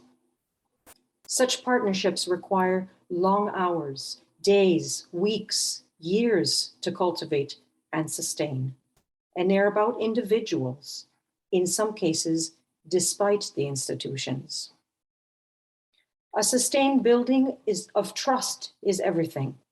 A youth who joined us last year said to us, "This program changed my life." He had dropped out of high school grade 10, going down an unhealthy path. The return of the youth to the program is telling us that we must be doing something right. The moms, dads, and aunties who often join our community tree planting, final design reviews, or ceremonies remark on the meaningful change they see in their young ones. From the youth, the parents, the community, the faculty, the university, and city organizations, it is all about building this trust and always making sure that we're carefully evaluating our words, actions, motivations, and partnerships in relation to the 7 grandfather teachings: humility, respect, love, courage, truth, honesty, and wisdom. After 4 years of the program and building on the lessons we learned, we have been able to advocate for the establishment of a full scholarship at the Daniels faculty for an Indigenous student entering our undergraduate program. But the work has just begun. It is not enough to open doors. As we think about an Indigenous paradigm for post-secondary education, we simultaneously think about decolonizing the institution which our youth may soon enter. Nikibii Dawadinna Giigwag means flooded valley healing. The youth named this program. They spoke of healing the land and of healing themselves. Indeed, the greatest challenges and the greatest opportunities lie with the youth. Giving space and amplifying their voices is why we do what we do. Thank you. Miigwech, Miawan. Wow, Miigwech, thank you so very much, Elder Whabagoon and Liat. Just thank you so much. You've brought so much into the space for us to draw on, reflect on, think about the ideas of building trust, disrupting those notions of success, and looking at pathways where students and others can imagine self-discovery and growth. There's so much, I think, for us to take away to build on what Professor Rhonda was saying this morning around reconstructing and rethinking and reimagining access in different ways. So just thank you for that. And I just want to say thank you for the pictures. Thank you so much. And to Elder, I was also giving thanks for the water. And, you know, sometimes we forget to do that. I'm from Jamaica, surrounded by the Caribbean Sea. And oftentimes we forget. We so forget. It's a land of wood and water, and we forget to give thanks for that. So thank you. So now we're good. We have some time. We have just over 10 minutes for some Q&A and some questions for Liat and Elder. There may be other things you want to build on. We just invite everyone. We really want to have an inclusive space, a welcoming space. So put your questions in the Q&A if you have any. And if you do not have any questions, it's okay. It's okay to put your thoughts as well. That's great. So maybe Liat, you can take this as you were talking about and giving thanks for the various spaces that you were able to enter, the USTSC grounds, the City of Toronto, and all the spaces that you've been able to take to work with students. We're wondering, how are you able to make those connections? And that's number one. And how are you able to build trust? Because if there are others who are thinking about creating those opportunities, that might be an entry point and a starting point for them. Thank you, Anne. Great question. You know, I think for us, it's been a very organic process. It's about conversations. It's about conversations like this with like-minded people who come together, and the ideas just flow. And our program, we deliberately design it to be very open-ended and flexible. We have certain frameworks, but it's very much about allowing for meetings and ideas to come from all directions. And I think that openness is really important, and that flexibility and the constant change from year to year. With New College, for instance, this has been a really long relationship that we've had, thanks to Bonnie McElhaney, who really leads so many amazing programs at New College, and the kind of conversations and the hosting that she has done to our youth, from hosting them in the cafeteria sponsored by New College, to sponsoring a tree planting that we did very recently of a white pine, and holding a number of conversations in space for the youth to have access to that amazing courtyard that they are blessed with. Same thing with conversations with Angela Mashford Pringle at the Wakabiness Bryce Indigenous Health Institute, and thinking about land-based pedagogy. Same thing, I see Michelle Brownrigg here in the audience, and thinking about conversations that we've had around Hart House Farm, which are still in the works that we haven't even pursued, but these are the kinds of things that we're interested in doing. And we've been really blessed with a lot of people who share that same vision at Downsview Park, at UTSC Farm, at the City of Toronto Urban Forestry. And we just, on a yearly basis, just constantly cultivate these partnerships and think about programs that are mutually beneficial for the community that they're serving, and for our youth, and how we team up together to come up with really creative and also projects that are actually environmentally productive, or sort of like the implementation, from our garden projects and tree planting to rethinking Indigenous spaces around the city. So really thinking about also actual projects that we can be involved with. Thank you so much. Elder, may I invite you if there's anything you'd like to add? I see a question in the chat from John Johnson about, can you comment further on the role of amplifying Indigenous voices as part of access, and how has this impacted the participants? I think that the youth have a huge voice if we only give them a platform to do that with.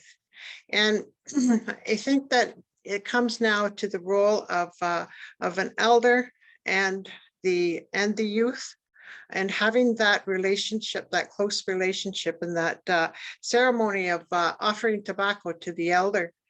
This has these kinds of ceremonies and teachings with the youth have encouraged their voices to be loud, to be clear.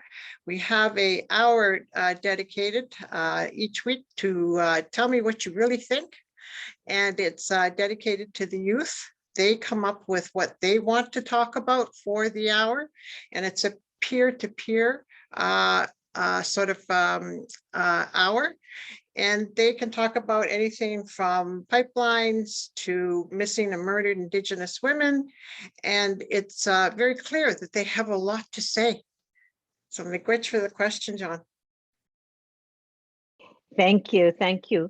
I wanted to ask either of you, Liat, we have a few minutes left, no questions in the chat. I wanted to ask you, let us say, for example, either of you could take this one.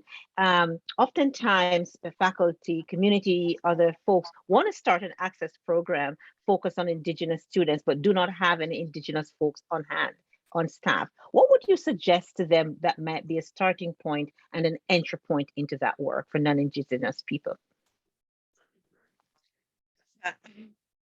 I can begin to answer that question and then I'll pass it on to Liat. I think if you want to work with Indigenous youth and have an Indigenous program, your first step is to find an elder, to help guide you through the process. Liat told me once, nothing about us without us. And so that we follow that very dearly. I'm always vetting, organizations. I'm always questioning people of who they are, where they're from. And it's where that introduction, when I first introduced myself at the beginning, if you start out with that, then that person knows who you are. So I would say, find yourself an elder first. Liat? I couldn't agree more.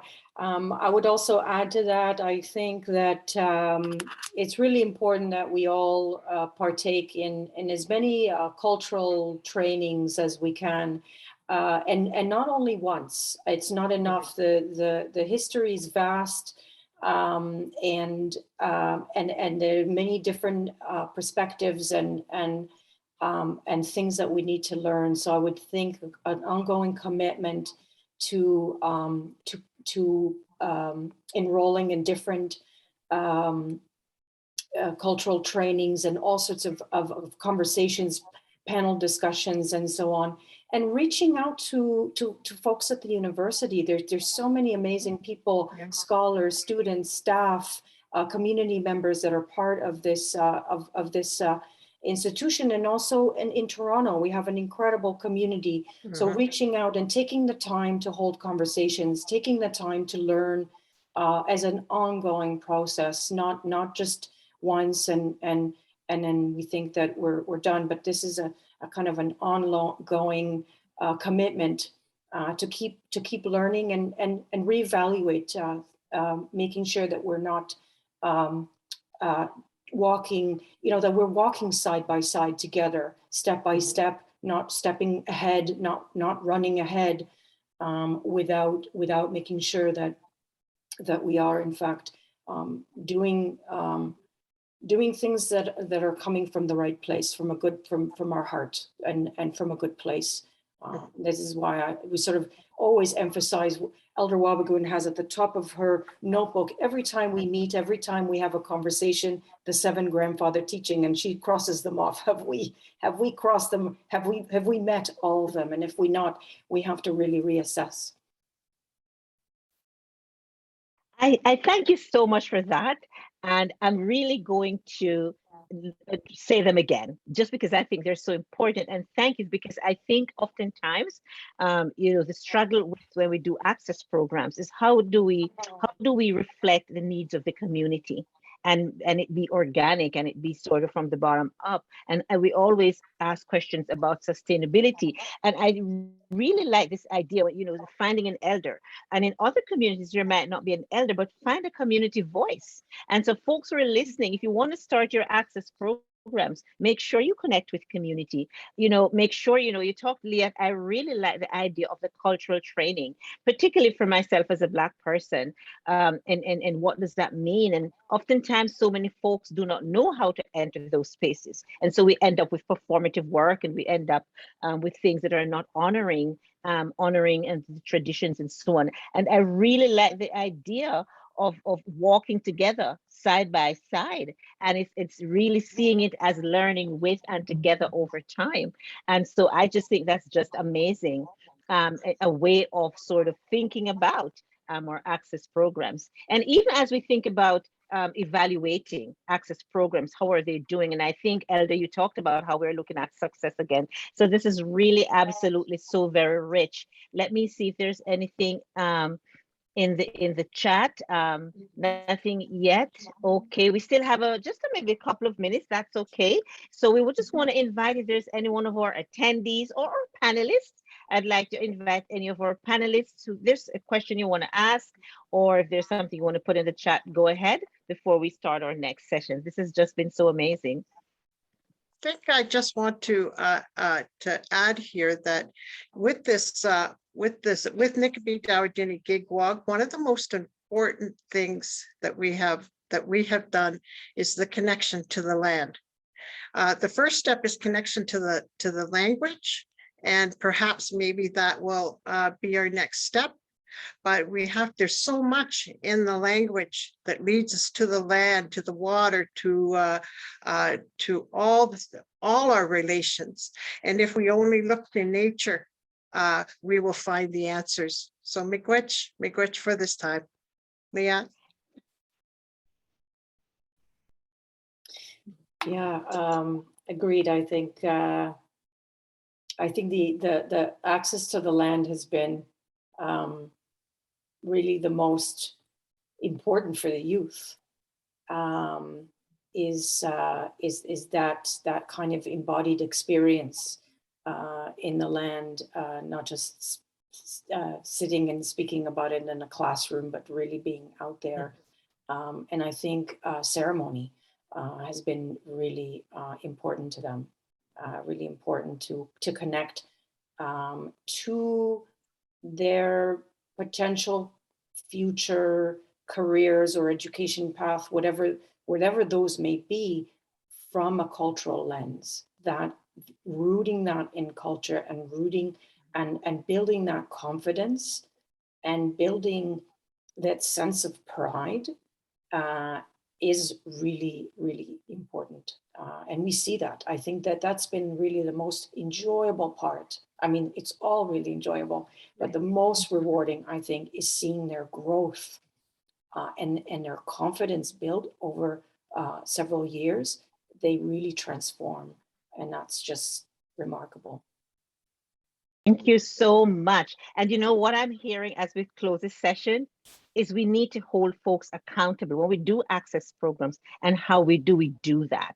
So we are redefining access, but we're also thinking of ways for how do we engage in accountability, and what are some of the questions then that we need to ask to figure out how we're doing and ensuring that we're disrupting colonial practices and we're not perpetuating some of those things that we want to get rid of. So thank you, Elder. Thank you, Liat. Thank you both.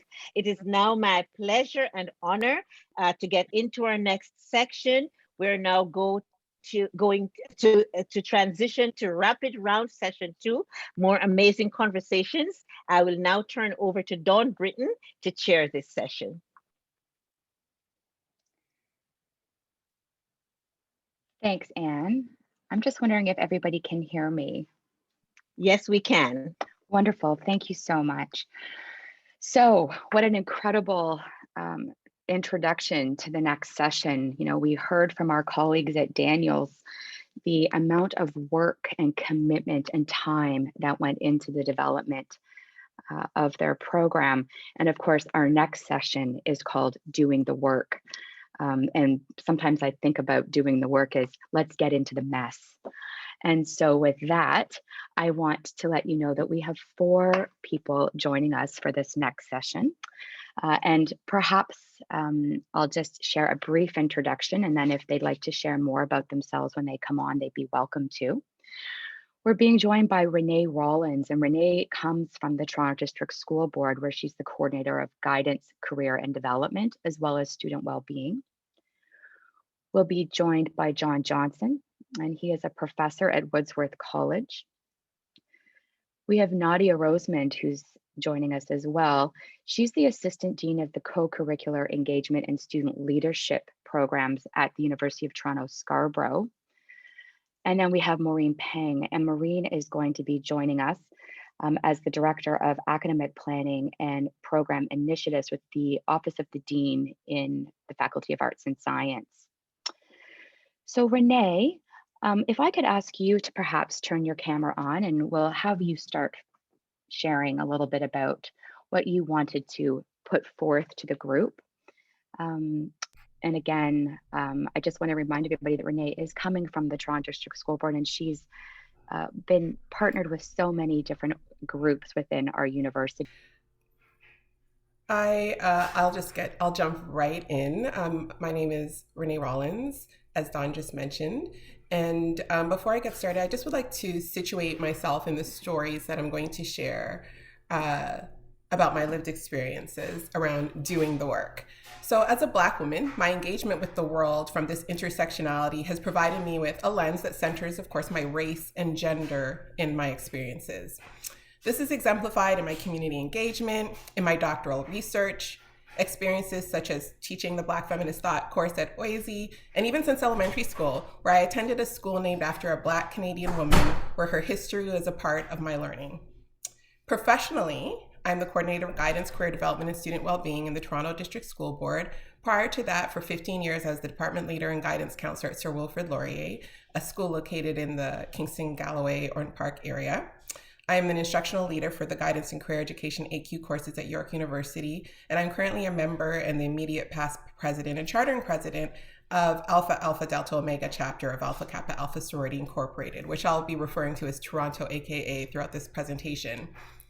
So over time, I've earned some privileges through my education and my career. However, I've definitely faced racism and barriers to my goals, and many of those experiences drive the work I do today.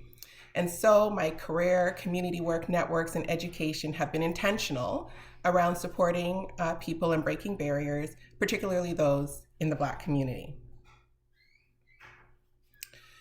It's been my experience that the most impactful access programs are those that are co-created by intentional partnerships that have a shared goal and a shared equity, anti-oppression, and anti-Black racism lens.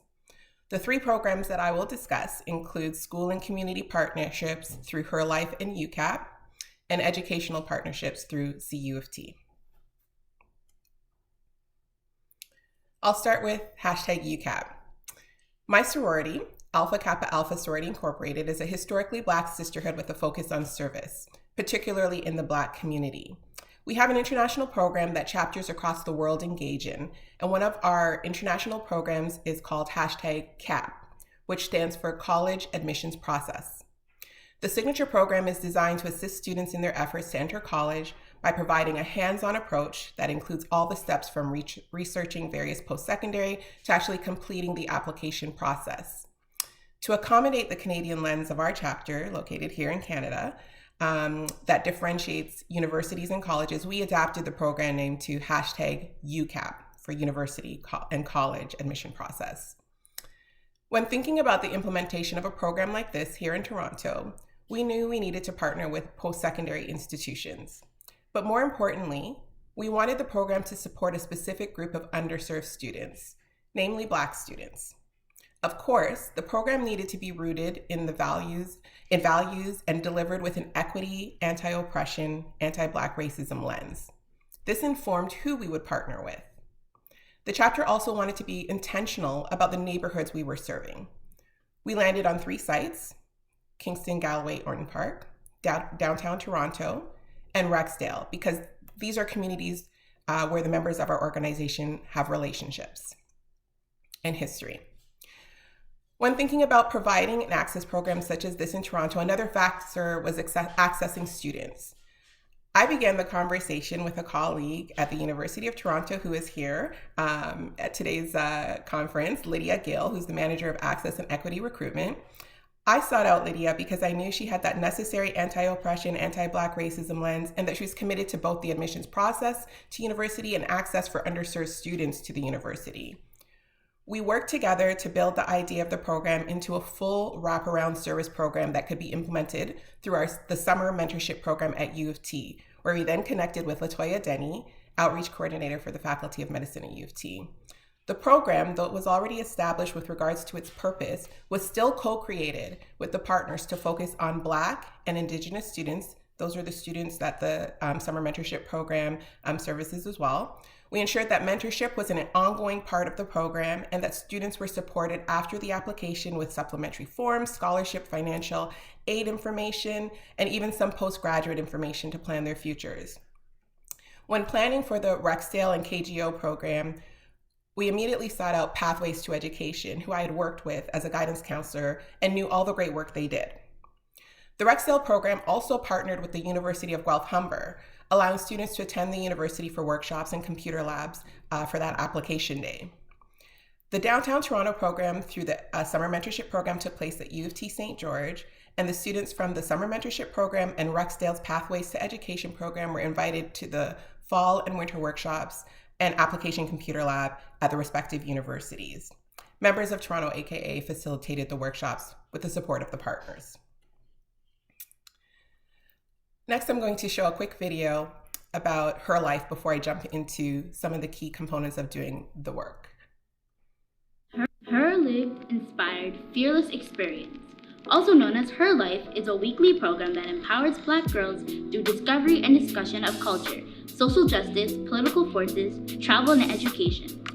Her Life consists of academic and recreational support through the Boys and Girls Club of East Scarborough, parental and circle of care support through the Taibu Community Health Center, and mentorship coordinated by the Alpha Alpha Delta Omega chapter of Alpha Kappa Alpha Sorority Incorporated. Educational, fun, and empowering. Eye-opening, refreshing, and powerful. Positive, fun, and entertaining.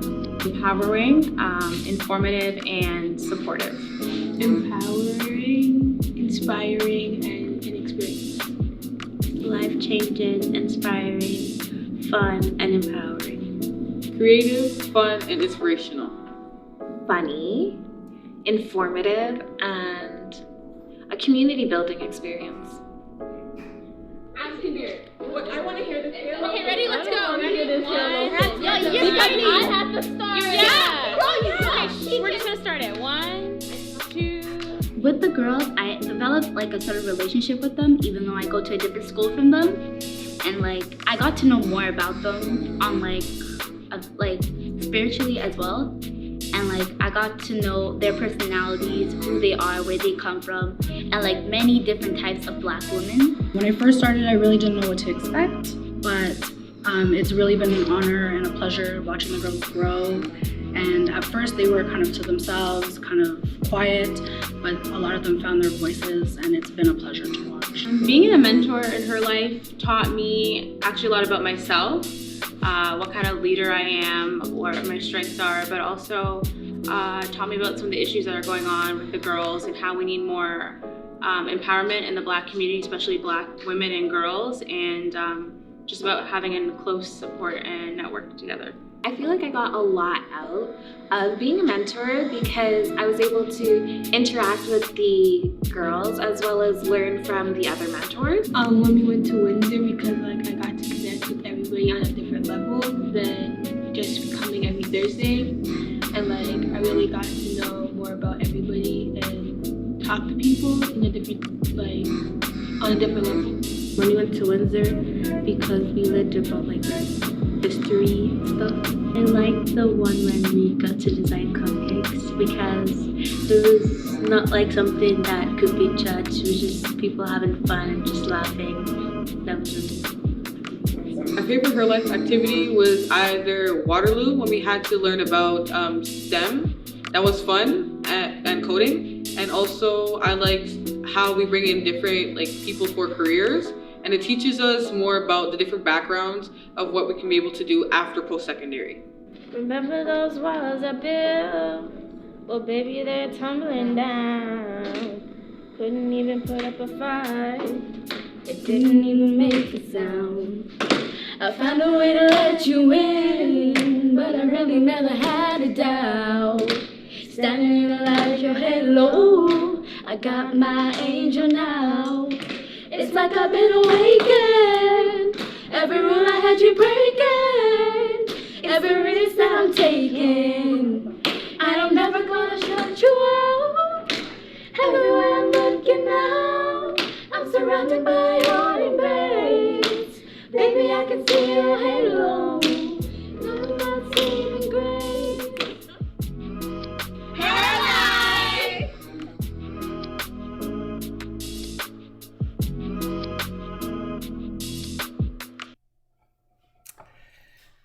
I always love watching that video.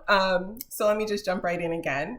The partners for this program included Toronto AKA, BGC East Scarborough, and Taibu Community Health Center.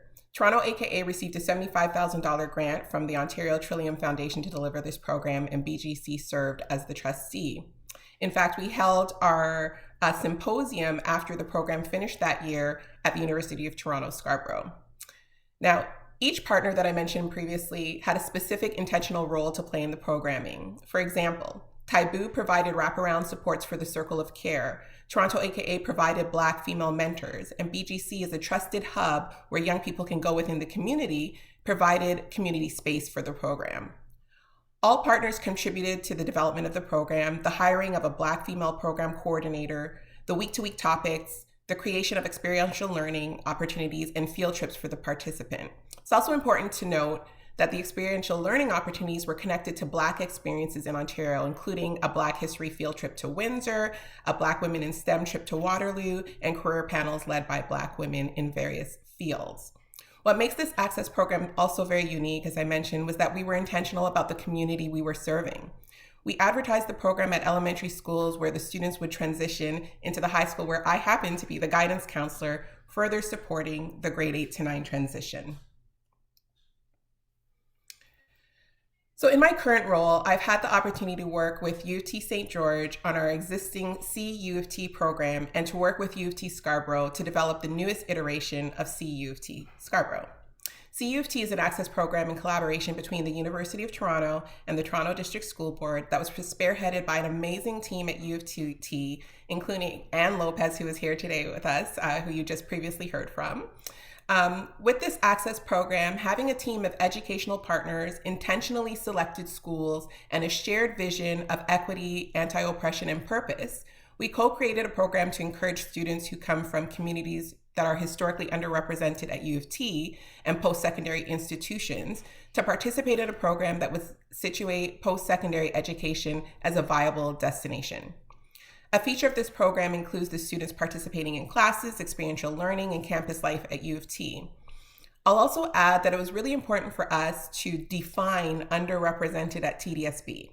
We explicitly stated that this program is for Black and Indigenous students. Unfortunately, due to COVID, my experience with the CU of T St. George program has been limited. The partners included Wordsworth College, Downsview Secondary School, and Runnymede Collegiate. As we look ahead to planning CU of T Scarborough, we have been intentional once again in selecting schools, ensuring that wraparound supports are available for students who will participate in the program.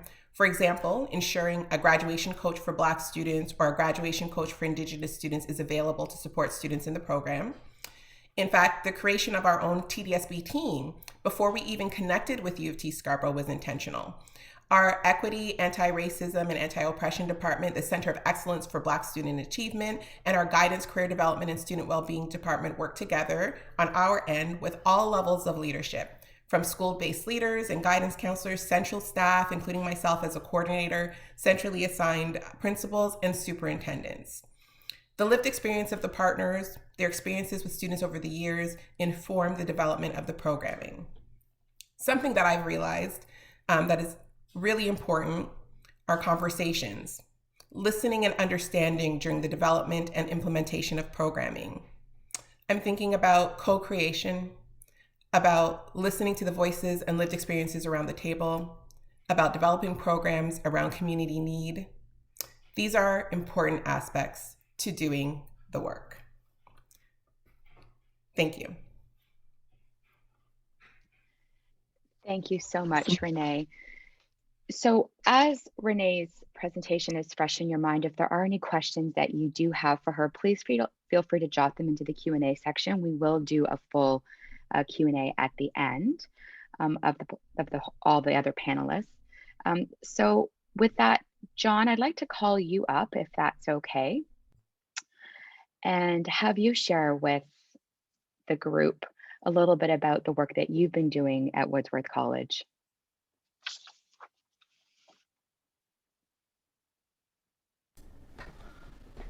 Absolutely. Thank you so much, Dawn. And thanks to all the other panelists so far this day, this afternoon, this morning. It's been really inspiring to hear all of the projects that everyone's been working on around access and equity. My name is John Johnson.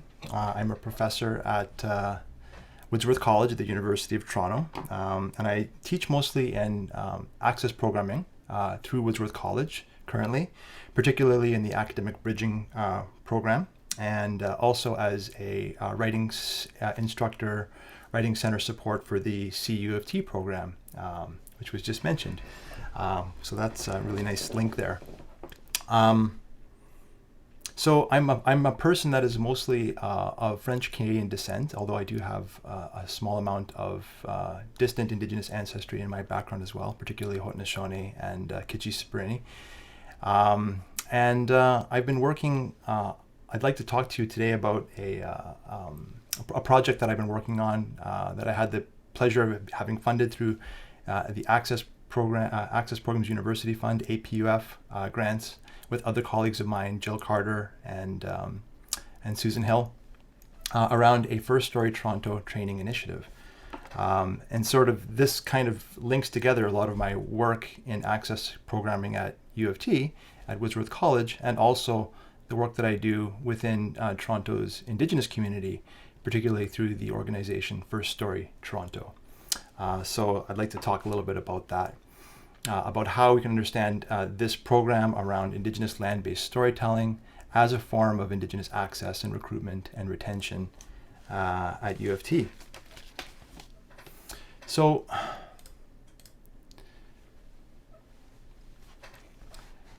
I guess I'd probably start off by talking about what is First Story Toronto, in case some of you don't know what that is. But essentially it's an organization, an Indigenous organization in the city, founded back in 1995 by Rodney Bobby-Wash and carried forward by others since his passing in 2002, to basically create understanding and pride in Toronto as a traditional Indigenous territory, to promote greater understanding between Indigenous peoples and non-Indigenous peoples, to create moments for conversation around Indigenous presence in Toronto, history, colonialism, decolonization, and Indigenous knowledge.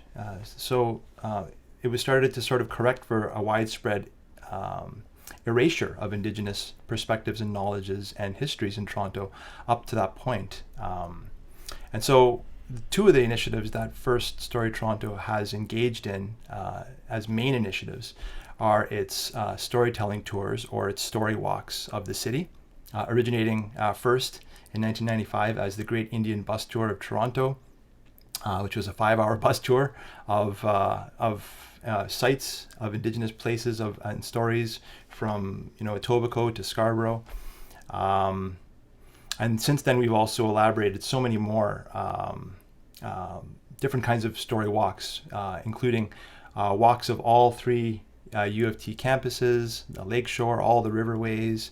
And so there's really not, we do walks all throughout Toronto to sort of talk about Indigenous presence in Toronto, to explain stories of what happened in these moments, in these places, and to really kind of re-articulate Toronto as an Indigenous territory that's still unfolding and in the making to this day. And so these walks in particular have been incredibly popular and well received by different parts of the community, and we're enjoying a lot of demand for the tours more recently, which is really, really encouraging.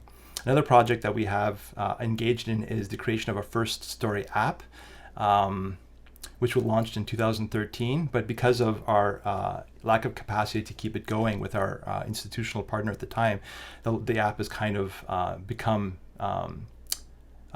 defunct in a way. It's no longer available, but we're working on actually relaunching a website or an app soon. So these are 2 educational or popular educational initiatives that we really focus on through First Story Toronto. And I should emphasize that First Story Toronto has a lot of members, including several members at U of T, Professor Jill Carter, Professor Karen Regehr, and elders in the community and storytellers and knowledge keepers as well. So we're very much, an Indigenous committee that makes decisions together. So why am I talking about First Story as an access program? Well, more recently, many of you know that the university has put out a series of reports in response to the Truth and Reconciliation Committee, a committee in Canada, right? Truth and Reconciliation. And among a lot of the recommendations that were made in those reports and the calls to actions made in those reports were some of which I've listed here.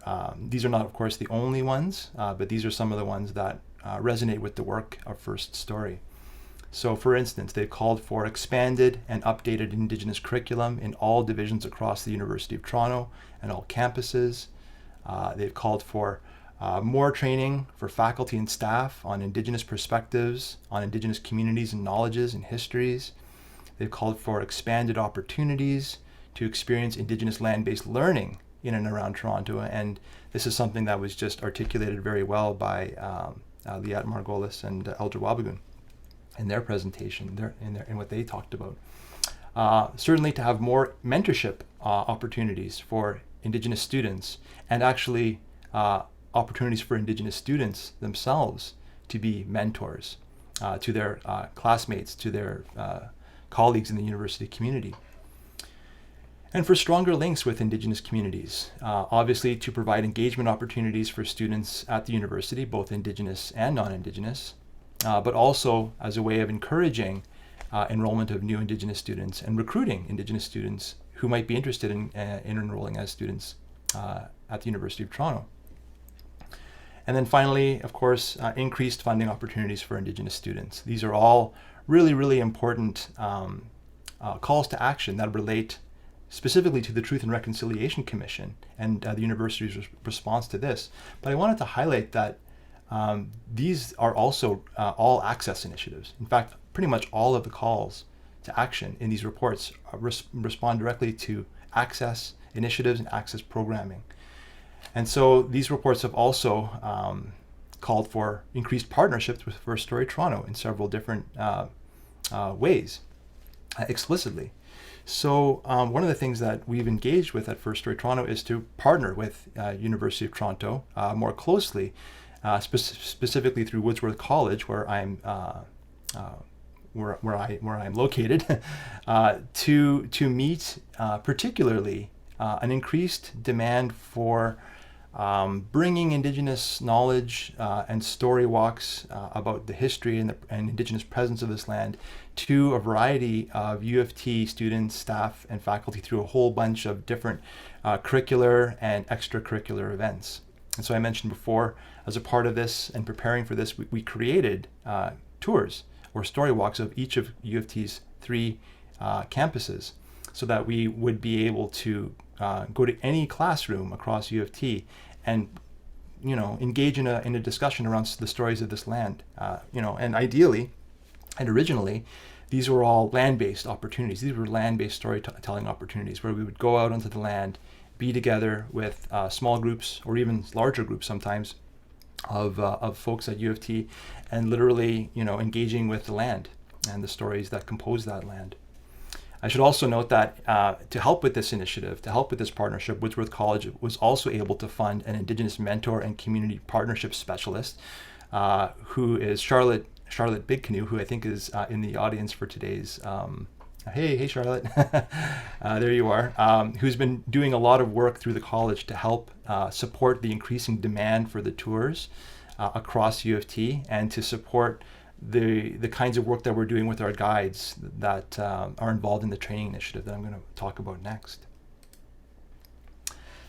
So in order to meet this demand across U of T's 3 campuses, and we expected, and we've even been in conversations about possibly having the tours delivered to a significant portion of U of T's first year cohort through first year learning communities and things like that. So in order to meet that demand, that possibility, we approached the APUF program with a proposal to do a training project. And we were funded over 2 years.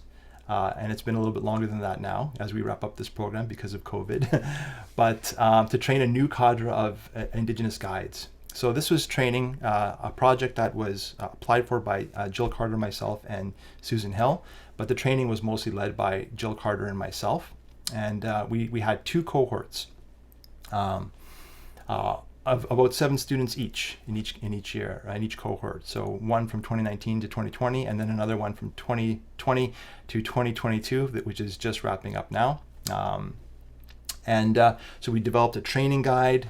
Jill and I developed a training guide to put together resources for consideration for not only the history of the land and the content of the tours, but also how do you engage with audiences, and sometimes even, how do you deal with those tricky situations as guides that come up when you have sometimes questions from people who you haven't quite done the work, and they can be problematic or troubling. And so how do you engage with this kind of dynamic? How do you stay safe in these moments? We planned 8 training sessions for each cohort, including sessions with elders and language speakers to develop facility and experience with language, but also to lead each trainings on each of the campuses, as well as other opportunities, like, for instance, things came up where we had an opportunity to, lead tours with the city through, High Park or Fort York, and things like that. So we devoted training sessions to these opportunities that came up as well, so that we were trying to get students to ensure that students would have a lot of work to do and a lot of opportunities to do this storytelling as they became involved with the project. And we even paid the guides to shadow on a story walk with more experienced guides as they completed their training, so they could simply sit and participate lightly and sort of move lightly into their first tour experience, first live tour experience.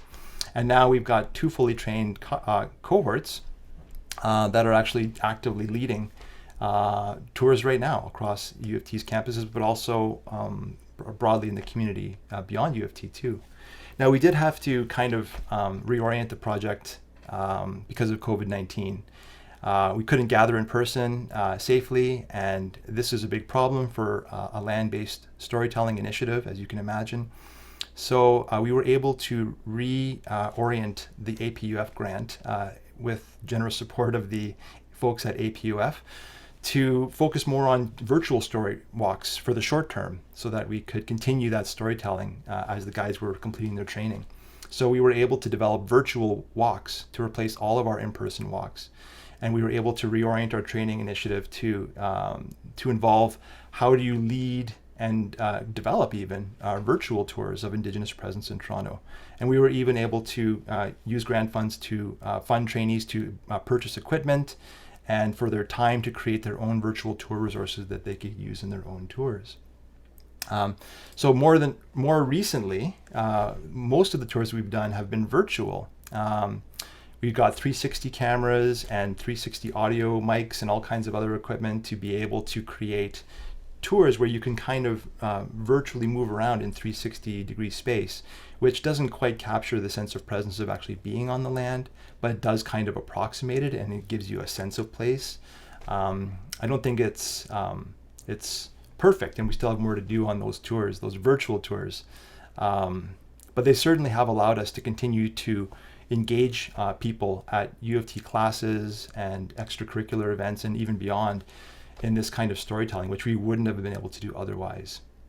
So I'm going to end now by just talking about some of the project outcomes that I've seen to date so far. So we've trained, of course, 14 Indigenous students. The guys that were trainees, about half were actually Indigenous students enrolled at U of T, and the other half were Indigenous youth from the community, who hadn't been at U of T or weren't currently in school, to lead these walks. I've seen, of course, an increased capacity for First Story Toronto to provide these Indigenous land-based storytelling opportunities across the U of T's campuses. Like I said, even during the pandemic, because of our virtual tours that we were able to develop. We were able to fund equipment necessary to prototype these virtual tours and deliver the virtual versions of the story walks. And we'll be able to use that equipment to continue to innovate and develop walks into the future. So that's going to be a sustainable outcome of this project. And of course, very importantly, we've been able to fund all of these guides not only during their training, but also to provide them with ongoing flexible income that supplements, their existing funding sources. And we insist that we pay our guides very well. We pay each of those youth guides $300 per tour. And we've insisted on that because it's very, very important to ensure that this is a meaningfully supportive program for those guides, that we're paying our guides well for the knowledge and perspectives that they're bringing. And usually we try to get 2 guides per tour. So we're actually asking, $600 or more per tour from different university departments to do this storytelling. And I've been able to use my time as well to mentor guides on these tours, because I've received a half course release through the college to be able to engage in this. So there's a lot of support that goes into making this possible. Obviously, the program provides these ongoing community connections and ongoing mentorship for Indigenous U of T students and community youth. They are talking to each other, they're developing connections, they've become friends and colleagues. They support each other, and of course we do that as well. Jill and I and other First Story members have been able to mentor these youth through difficult times and provide that ongoing touch point as they continue throughout their career. It doesn't end with the training. It continues as they work through with First Story Toronto. So obviously it provides guides with opportunities to express their voices and their perspectives on Indigenous issues, on communities, on knowledges and histories. So important for this work of challenging received wisdom and dominant histories that have often marginalized Indigenous peoples. It's also notable that First Story Toronto experience is actually well valued by people who work within Toronto's Indigenous communities, and so people who are recruiting for new talent. When they see First Story experience on a resume, they've often I've been told that it's been helpful. It actually has translated to hiring different Indigenous peoples in different capacities as they move from students into their careers and beyond. So obviously it connects guides to these future opportunities.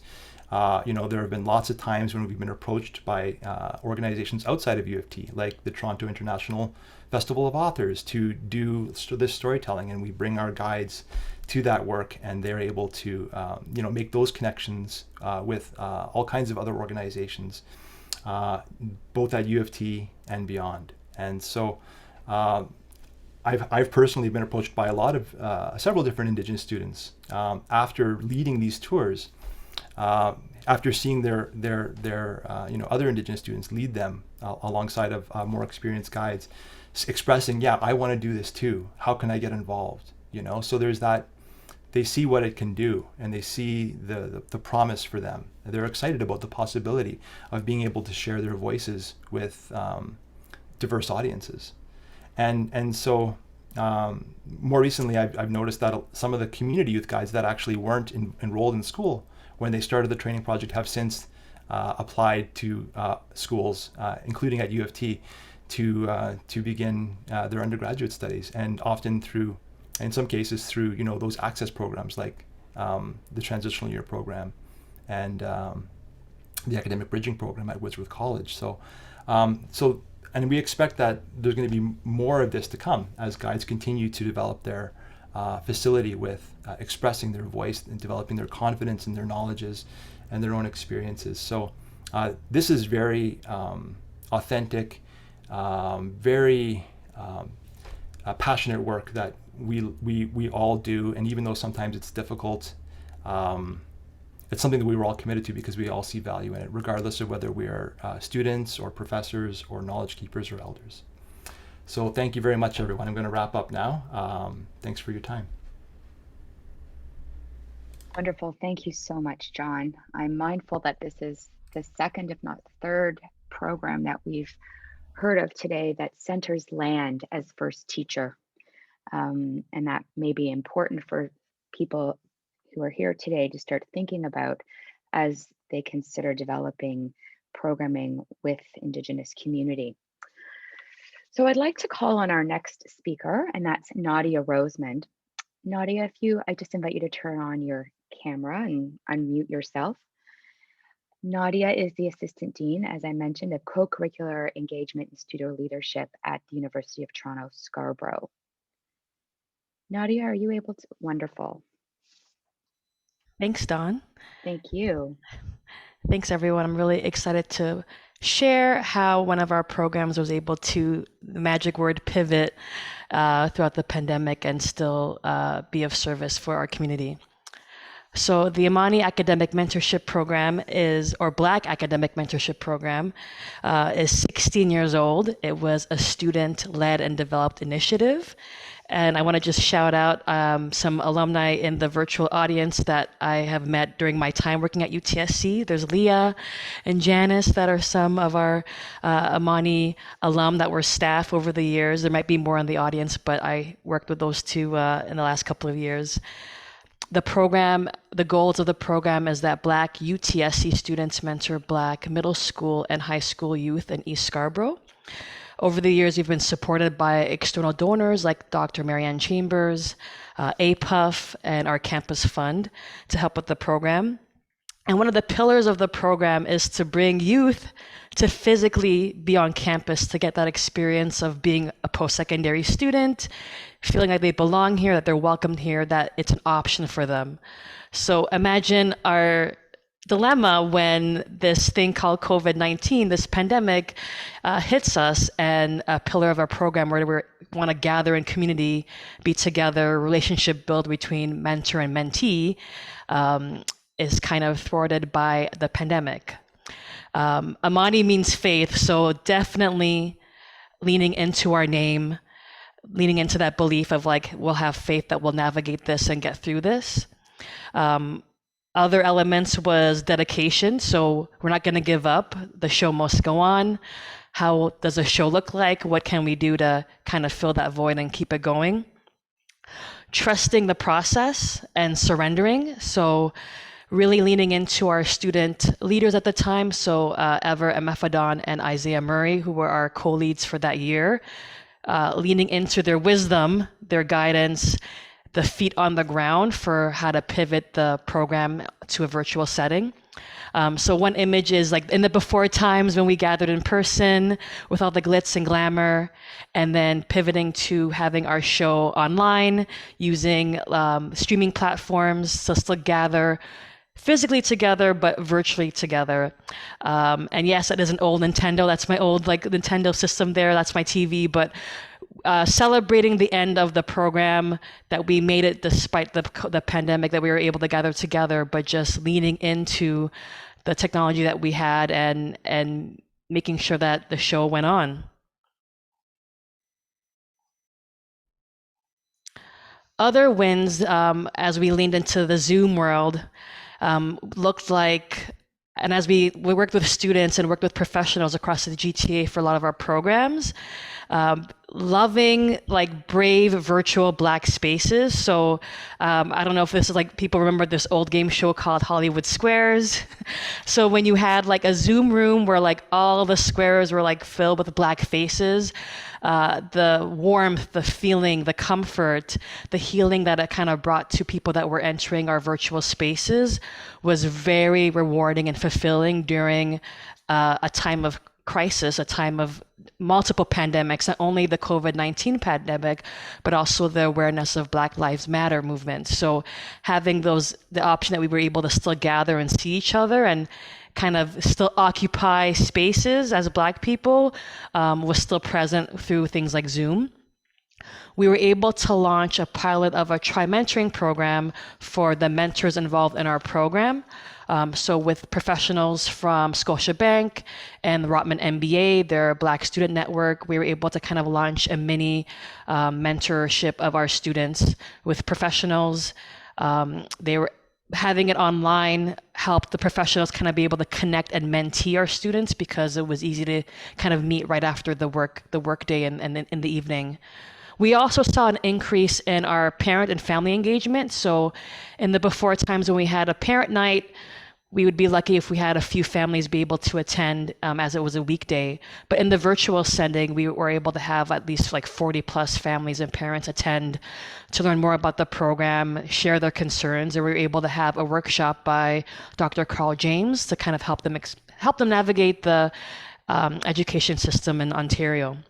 So those are some really good wins leaning into what technology provided us and trusting that who was able to attend and tune in, they were receiving what they were able to receive. If people's cameras were off, that they're still present and able to like kind of just receive what they need to, and trusting that technology will work and help us in giving the information. The students also thought of doing a mail out, so a bit of a care package for our Amani mentees. So working with some Black entrepreneurs and businesses within East Scarborough, we were able to send like a winter and summer mail out of just some goodies and treats. So, and some supplies they might need to navigate school. So pencils, crayons, paintbrushes, that sort of thing. So trying to like be present, but through mail, snail mail, another original way. But some of these things are like ways to kind of connect and build community that were able to work for us. What I'm thinking about now as we are still in a pandemic, but I think my concern and worries and where there's potential for access initiatives to kind of support. Teachers warn that some students have checked out of school. So I'm thinking about the populations of students that never logged on or logged on but weren't present, and what that might mean as we return to in-person. What are the gaps that they may face? What struggles might they have? I know for some students, it was a win to be virtual. For a lot of our racialized students, they were able to kind of get a break from racism because they were in a virtual setting and they were able to be more engaged. So what might it be for those bodies that they return to systems and hallways where they feel it again, where they maybe thrive virtually? And what about the bodies that didn't thrive virtually and needs to support, need to kind of enter that? So I think there's lots of potential for our programs to think about this initiative and this problem, and what are ways that we could help those students and youth navigate the return to academics when they may have had a gap year in learning or thrived and now are fearing about the return to come back. The other thing that I'm excited for, but also wondering about, and this was brought to us by one of our partners, is the end of streaming.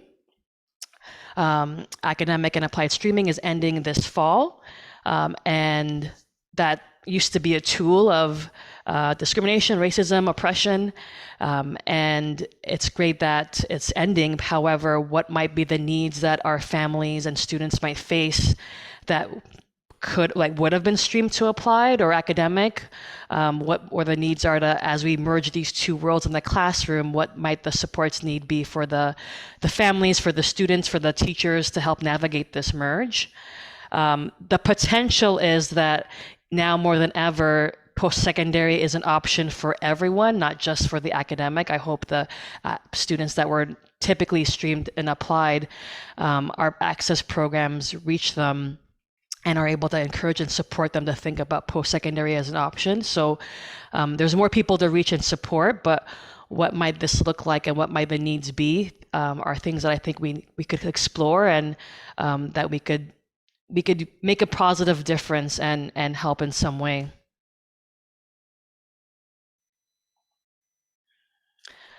Collaboration moving forward. So I wish I had the magic answers of what working with the school boards might look like following this pandemic. I think ourselves within U of T, we are also adapting and changing as things are unfolding and changing by May 1st and all these deadlines. So I definitely think as you collaborate with community partners, with school boards, the value of adaptability, trying to meet them where they're at, like physically meeting them where they're at. I remember one of the wins that we used to do when we worked with our school boards and teachers was if we had a hard time reaching them through email or a phone call, going to the school, waiting when they had a break to meet with them and physically talk with them so that we could be at the forefront of them as they navigate their own returns to the school, their own like teaching schedule, the students. So it might be actually physically meeting our teachers and our community partners where they're at. Relationship building again, physically in person, going back to the roots of community building. So we leaned on virtual when we had to, but I think really returning to relationship building, renewing those bonds, being physically present with people, seeing their spaces, being in their spaces is going to be needed now more than ever. Having multiple plans, yes, it's a bit frustrating, but having plan A, plan B, plan C is still going to be needed because the unpredictable factor is the pandemic, and that's something that you can't plan for, but you can at least try to be prepared for in the months ahead to make sure that your program is able to kind of continue and navigate, if needed, another virtual request or limited guidelines or health restrictions, whatever it might be. And definitely an encouragement of the hybrid. So I think within our own programs for our own U of T students, we saw a lot of wins in students and youth being able to engage virtually, being able to just sign on it with ease. And I think for access programs, that might be still a win. I think as much as we want to bring back the physical presence of bringing these bodies to our campus and our spaces so they feel like they belong, sometimes the school year, there's other world events that happen, weather, whatever it might be, exams for them. There might be some use in keeping virtual options or offerings or events that kind of make it easy for our youth and our families to kind of tune in and still feel a part of U of T, but within their own home. So as we're like navigating this changing climate, I think that we could definitely continue to use some of the things that worked prior to, but kind of shake off the dust and remember the roots of how we build community and how we start these initiatives by working in partnership with our community, with our school boards, with our teachers, seeking and finding out what their needs are and planning and developing and co-creating with them in the months ahead.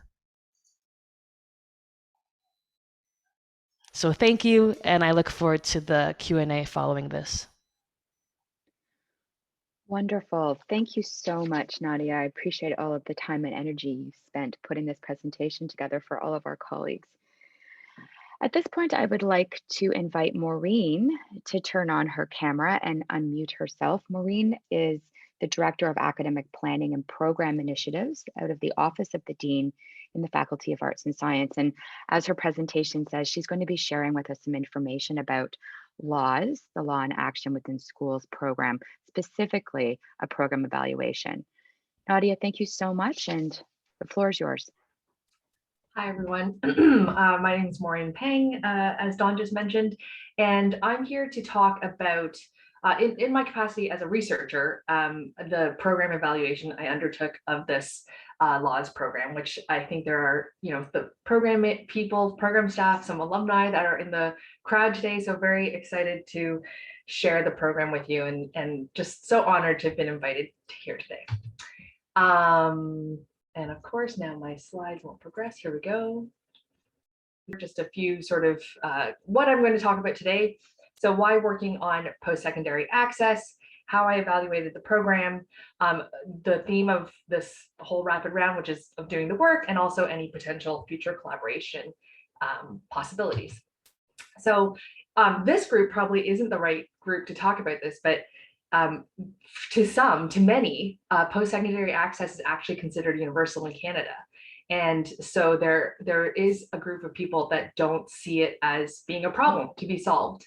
Talking about sort of the whole point of access and talking through that, I was thinking about the request from the organizers to think of it through like a storytelling lens. And one such story I encountered in doing my research, it was called The Parable of the Textbook. And it was basically talking about a class, an imaginary class you give the textbook to all students whose last names begin from A to M. And as you can imagine, N to Z are like, I can't possibly learn. I don't have access to the textbook.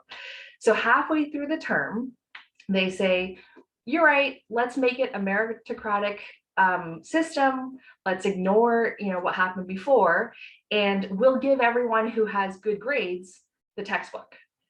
So as you can imagine, that still has not created equity, that still has not created access.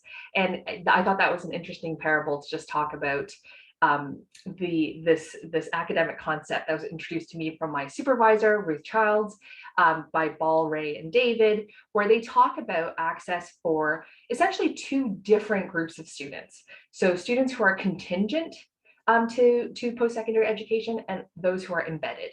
And so I think many of our speakers today have spoken about this already, much more eloquently than I am right now, but where if you can envision, if you can feel like you belong, you can actually envision what the future looks like. And so that is sort of an interesting context or framework that I'm trying to address in my work here, because I want to talk about, how do we help the students who are actually not going to otherwise have access, and what does that look like? And I think, again, others in the program, in the sessions today have talked about what is success in access. Like, it's not just academic success, not just access to post-secondary, but for the purposes of my work here, that's what we're talking about, because that was the focus of my thesis. So the program Laws, it's a curricular and extracurricular program sponsored by the Faculty of Law at U of T originally, and then also added York's Osgoode Law School. But the program is actually run inside TDSB schools, which is very interesting and also very unique, and I think a really strong point for the program.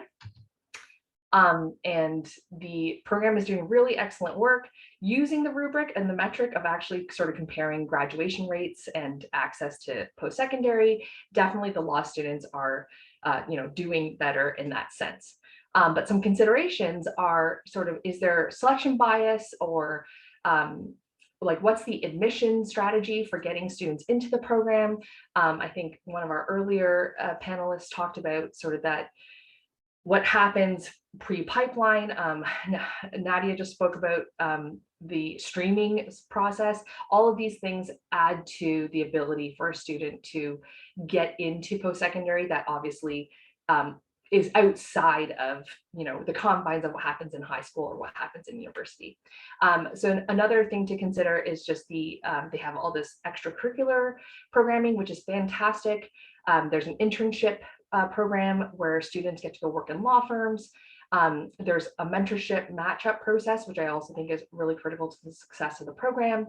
And the goal, one of the goals of the program is to increase representation in the legal field. So, more diversity amongst, lawyers, judges, police, like whoever we can imagine in the field. And the question is, because the way the program is currently structured, they get a lot of internship opportunities with sort of the Bay Street law firms that sort of have a history of internships and that kind of thing.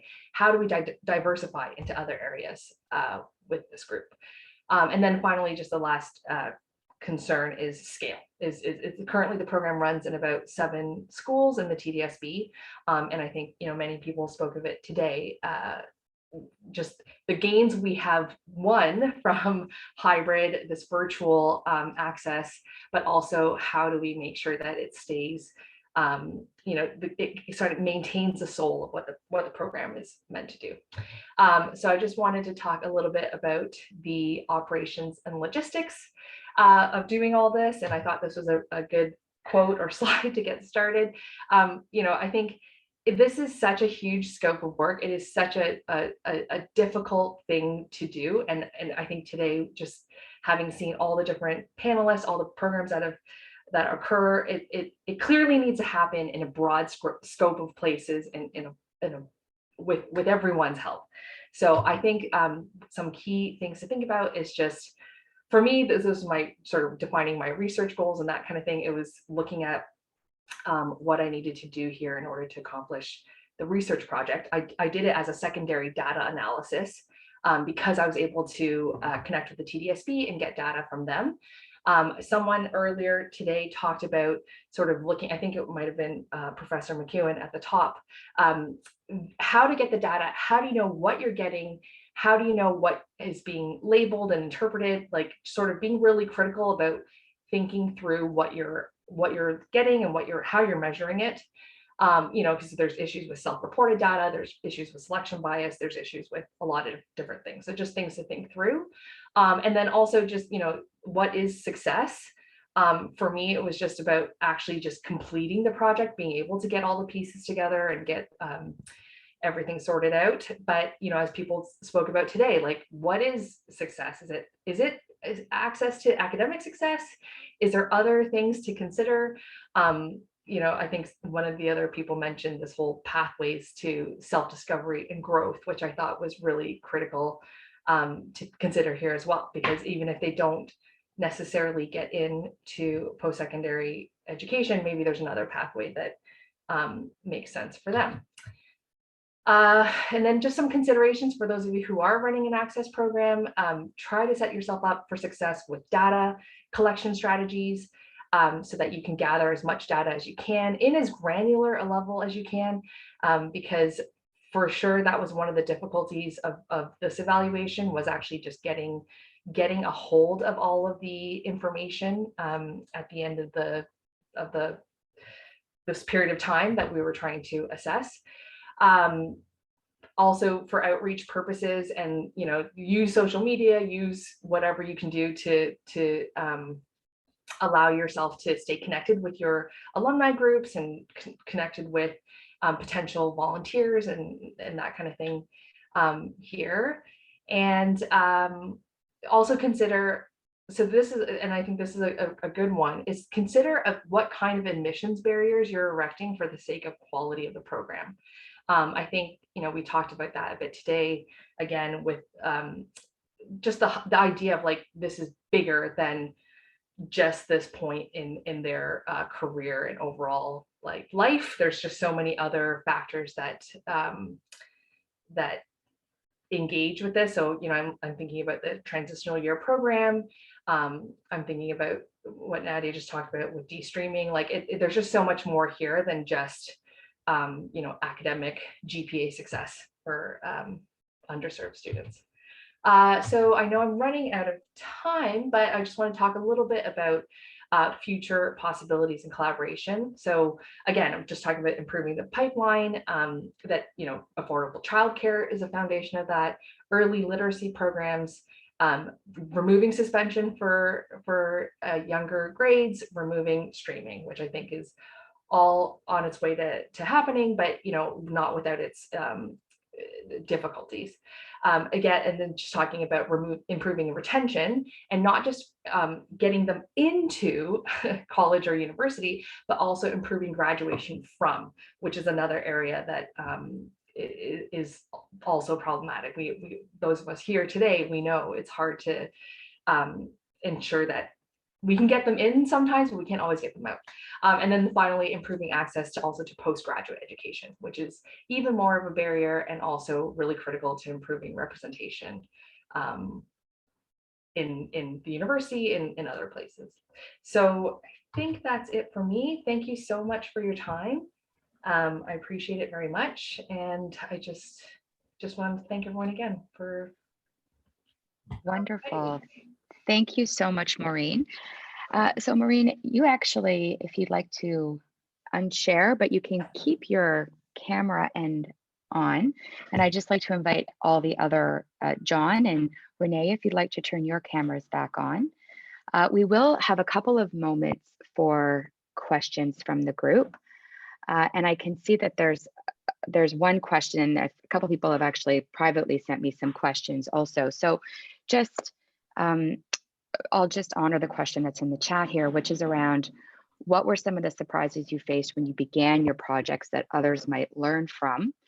And what we'll do is we'll actually go in the order of presentation. So if you just want to think about what some of the surprises were you faced when you began your projects that others might learn from, I know one that comes to mind in our programs as you're all thinking are considerations on who might need to be involved in the planning. Is it human resources? Is it the finance office? Is it facilities and services? And some of the logistical pieces around running a program. Renee, did you have an answer to that question? Maybe come back to me. I'm just thinking it through a little bit. Okay. Who might have something that they can share around some of the considerations or the surprises? Well, I can share. Obviously, for us, it was the pandemic, and really, it really forced us to rethink the training project. I mean, how do you do a training project with Indigenous youth on land-based storytelling without being able to gather?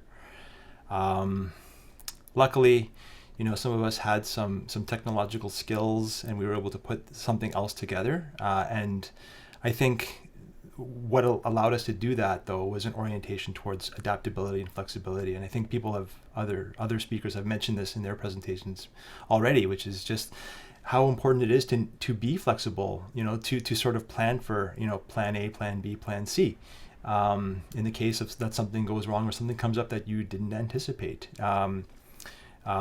There were opportunities as well, not just challenges that came up while we were doing our training project. And we kept, Jill and I kept some of our training sessions loose in that to basically, that allowed us to respond. So we were able to, for instance, devote a training session to High Park and storytelling in High Park, which then allowed the guides to, you know, get some summer employment leading those tours through Colborne Lodge, Toronto Museum. So flexibility, adaptability is to me the thing that I would recommend in all these access programs and initiatives. Wonderful, thank you. Maureen or Nadia? I was going to say, just I know I already covered it in my presentation, but data. I think with the TDSB, they have a really great repository of data and a lot of demographic data points that we don't even realize are all there. But just being able to label it and get access to it is just something to think about. It was surprising. I actually took out one of my slides because as we were counting down the time, I was like, okay, we probably don't need to cover that graph. We'll cut this thing out. And one of the timeline things was just the fact that it did take a really long time because I had lots of meetings with a lot of people just to try to figure out how to get the data. Right. Thank you for that. Nadia, Renee, I want to circle back to you also. What are some of the surprises that you faced when you began your projects? So I'd say like we had really great relationships with our partners, but just the balancing of responsibilities, who's doing what, so that it feels like everyone is, you know, equitably contributing because we all had different roles to play. And just, you know, the ownership of the program, like there's 3 partners. Are we all equally owning this program? Is there a lead on the program? So creating that balance of responsibilities equitably was something that I think took a little bit of effort. Wonderful, so important. And Nadia? I would say a pleasant surprise was as we leaned into the student leadership, how they were able to just problem solve quickly, think of ways of engaging the youth virtually and using things like Discord and whatever was relevant, you know, for this time they were able to utilize. And then I guess a challenging of assumptions. I think the pandemic, not only for U of T students, but also for the youth that we worked with, assuming that everyone has internet or high speed. So being aware of ways that we might have to like help with technology or internet, whatever it might be, so people can be engaged was a surprise as well. Absolutely.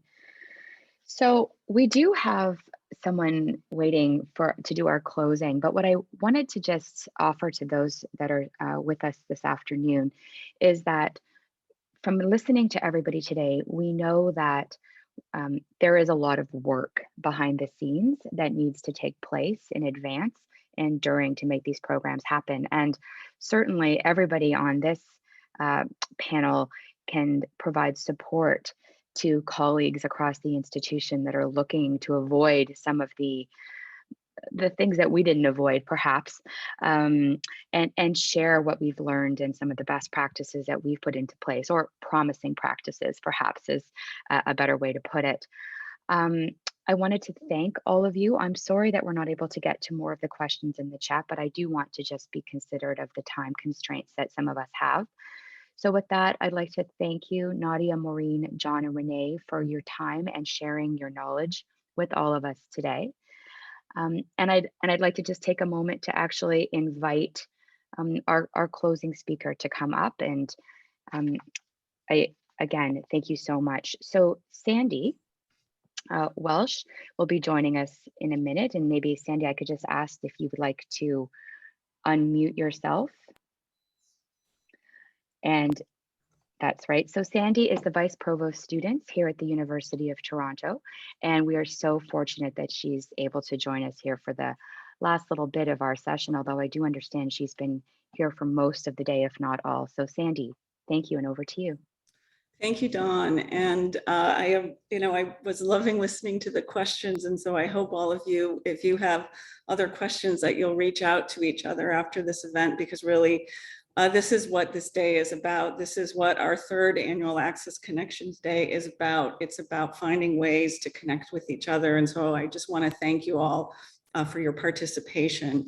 And I'm very glad to be able to share some closing thoughts with all of you today. And I want to say how inspiring and engaging I've found the day to be. It's been an incredible day of speakers and participants. And, the downside of being in a virtual space is we all can't clap for you, but claps all around to all of you. Thank you for your openness, your honesty, and for sharing your time and your expertise with us today.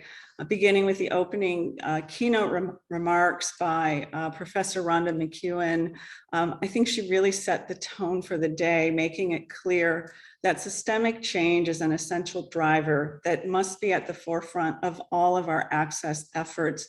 And so thank you to Professor McEwan for generously sharing her wisdom and her time today. It's become increasingly apparent that we need to acknowledge the multiple ways in which our systems have oppressed and collectively act to expand how we think and push against the barriers to access, and to expand how we think about those barriers and listen to the people and our students who we're working with. A big thank you also to our performers and to our panelists who shared their deeper insights into their experiences as participants and alumni of access programs, as faculty and staff leading this work, and as community partners and change makers. Themes that I heard today, intentionality, clarity of who our programs are serving, the importance of collaboration, relationship building, partnerships, and co-creation of our programs, and certainly the need to incorporate in a thoughtful ways our relationship with the land really came out across a number of speakers. And while I'm proud and grateful for all U of T is accomplishing in enhancing access for students who have been historically underrepresented in post-secondary education, your words also remind me of the significant work still in front of us. In my role as Vice-Provost students, it's been a privilege to see firsthand just how much of this work is being done across the university, spanning all three campuses, across numerous faculties and programs. We have now more than 125 access and outreach programs in place at U of T. And seeing that many of those program facilitators have joined us here today, I can truly say what a difference you're making for U of T, for our students who are here, who are working with you, and for students, high school students and younger all across the GTA. I also want to acknowledge that this is really hard work, and that many of you are sometimes doing it, as we say, off the side of your desk. This is work that demands time, attention, and thoughtfulness. It requires that relationship building and that building of trust. And certainly, as we heard today, COVID did not make it any easier. So it was really heartening for me to hear how so many of you were able to adapt and continue the work. And I'm always blown away by the positive spin when I, just now listening to John and listening to Nadia and others who were able to find the opportunities and the wins that COVID has brought us in terms of learning how to engage and to increase bringing people to the table to talk with us. I also know that access work demands resources, which we know can be hard to secure, leverage, or even find at times. At last year's Access Connections Day event, Provost Regehr shared with you a renewed commitment to access, a commitment of $1 million in base funding to support divisional access projects and the development of a tri-campus office to support access work across U of T. And just like all of you, COVID slowed us down a little bit, but I am incredibly happy to announce today that the Access Program Support Office launches this month. I'm delighted to share that our inaugural director, Helen Tewald, will be leading this office, and we are pleased to officially welcome Helen to U of T beginning in April 18th. Helen was not able to join us today, but we are excited for all of you to connect with her soon. And as I'm finding out, as people hear about Helen coming to U of T, I feel like she knows more people at U of T than I think I may know, because I know that she is someone who many of you have worked with over the years. Helen brings with her over a decade of management experience designing, developing, and delivering evidence-based and data-informed public programs, policy responses, and systemic change innovations in higher education, employment, and skill development. And she does that work in partnership with Indigenous peoples and underrepresented communities. And this new office was developed following extensive consultation led by two incredible access champions at U of T, who I am deeply indebted to for the work that they've done, Professor Ann Lopez and Kimberly Tull.